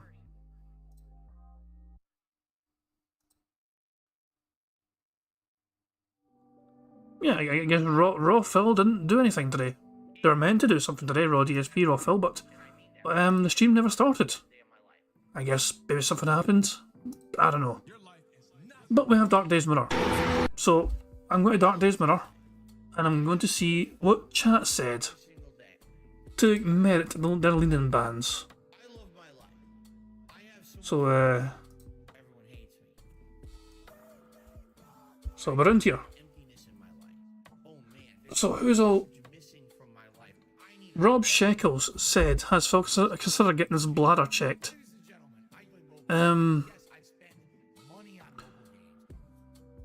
Charlie says, meme, the deadheads can donate the diapers they wear on a daily basis. He might get banned. Unbiased Fans says, he does take a lot of pee breaks. I hope his prostate isn't having issues. He's getting older. Maybe he needs Thornax or... What's that say? Flomax? Jesus Christ. Who's all getting leaned in? Let's see. More about the fucking game than I ever will, because you're an idiot. You're an obsessed It's Dark Days Mirror, so you get these wee sound bites. loser. So hold on, who's getting leaned here? Oh, people are talking about Derek as well. Redemption Run Turbo also follows a bunch of Instagram accounts of little girls. The Derek talk might be before let's get leaned here. Alright guys, enjoy your bands. Oh, the first one got banned up there. Who's it got leaned up there? At the very top there. Iron Man the Power says, we haven't got any horror DLC characters in MK since MK... What? No, surely not. No, it was Lanny. Lanny done... Okay, that was it. Lanny's fucking message. 342 there. 342 looking up. He done these cherry, burrito, cherries and burrito. It was emotes. Your bands. Take care of a few of you guys here. There we go. Get rid of this guy. Get rid of this guy. Anyone else want to get banned? Charlie didn't go. Who else went in? It must have been that MM guy. Yeah, the MM guy got leaned as well. I mean, you're violating the rules. You're harassing other chatters. I'm not stupid. You think just because I was pissing, I wasn't going to come back and read the chat?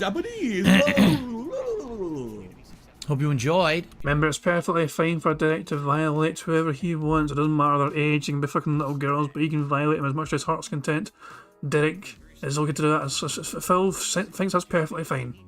Phil will forever continue to defend that creepy little bastard. I think there must be something else going on there. You got to think, there's some... For Phil to go out of his way so much for Derek's fucking benefit, there is nothing to gain for Phil here and just everything to fucking lose. So what in the hell does Derek have on Phil Burnell to merit Phil fucking going out of his fucking way to protect him at all costs? It is one of these big mysteries, really. One of these big fucking mysteries of fucking watching Phil Burnell and fucking watching what he does. The one big thing is why and how can he tolerate somebody like Derek? It's not money, it seems, because Derek does not give him money. Else want to get banned? I mean, you're violating the rules. You're harassing other chatters. I'm not stupid. You think just because I was pissing, I wasn't going to come back and read the chat? Hope you enjoyed.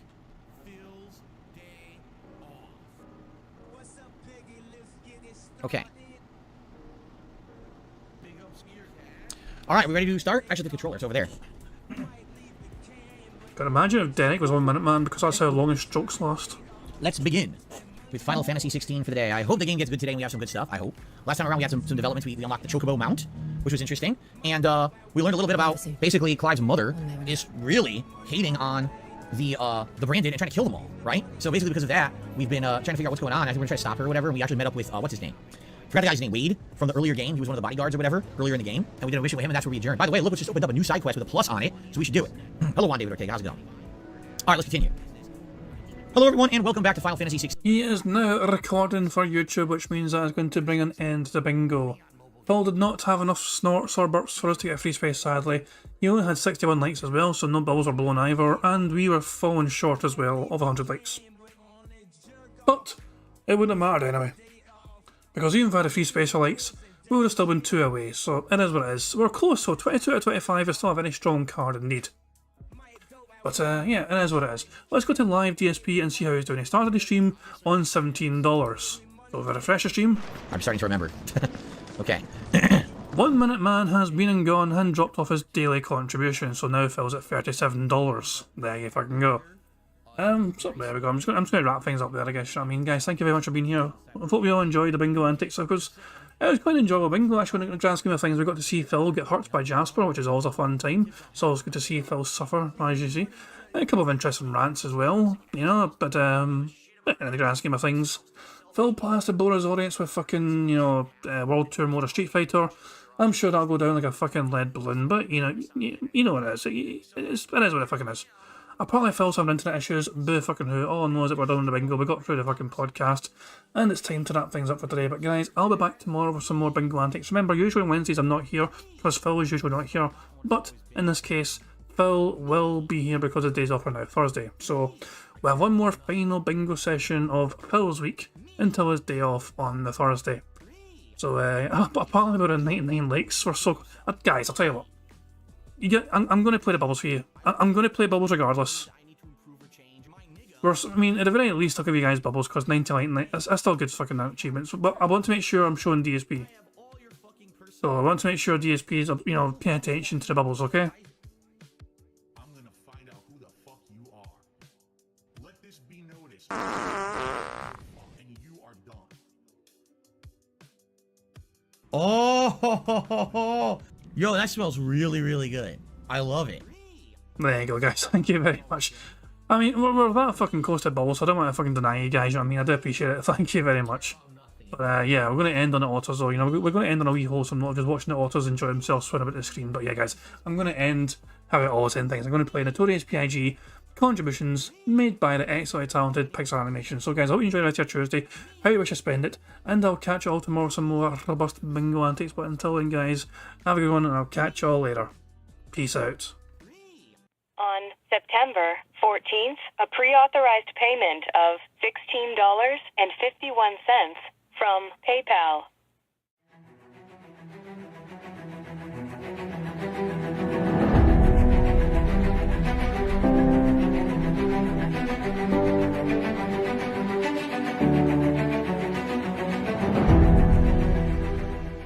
All right, Luna Mills has tipped me $1.30.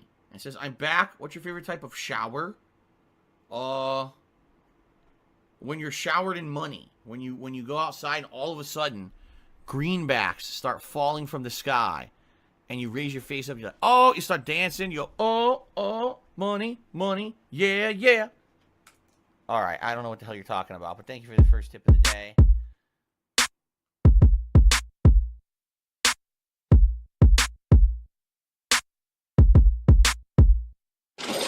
Money, money, yeah, yeah. Money, money, oh, money, money, yeah, yeah. Money, money, money, money, yeah, yeah. Money, money, oh, money, money, yeah, yeah. These contributions are mandatory. Money, money, yeah, yeah. Money, money, oh, money, money, yeah, yeah. Money, money, money, money, yeah, yeah. Money, money, oh, money, money, yeah, yeah. These contributions are mandatory.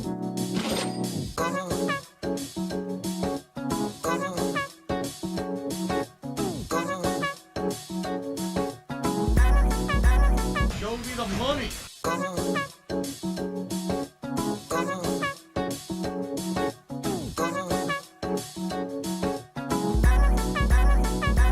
Read. Money, money, yeah, yeah.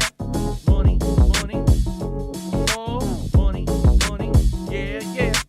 Money, money, money, money, yeah, yeah. Money, money, oh, money, money, yeah, yeah. These contributions are mandatory. And it's gone, just gone like that, in an instant.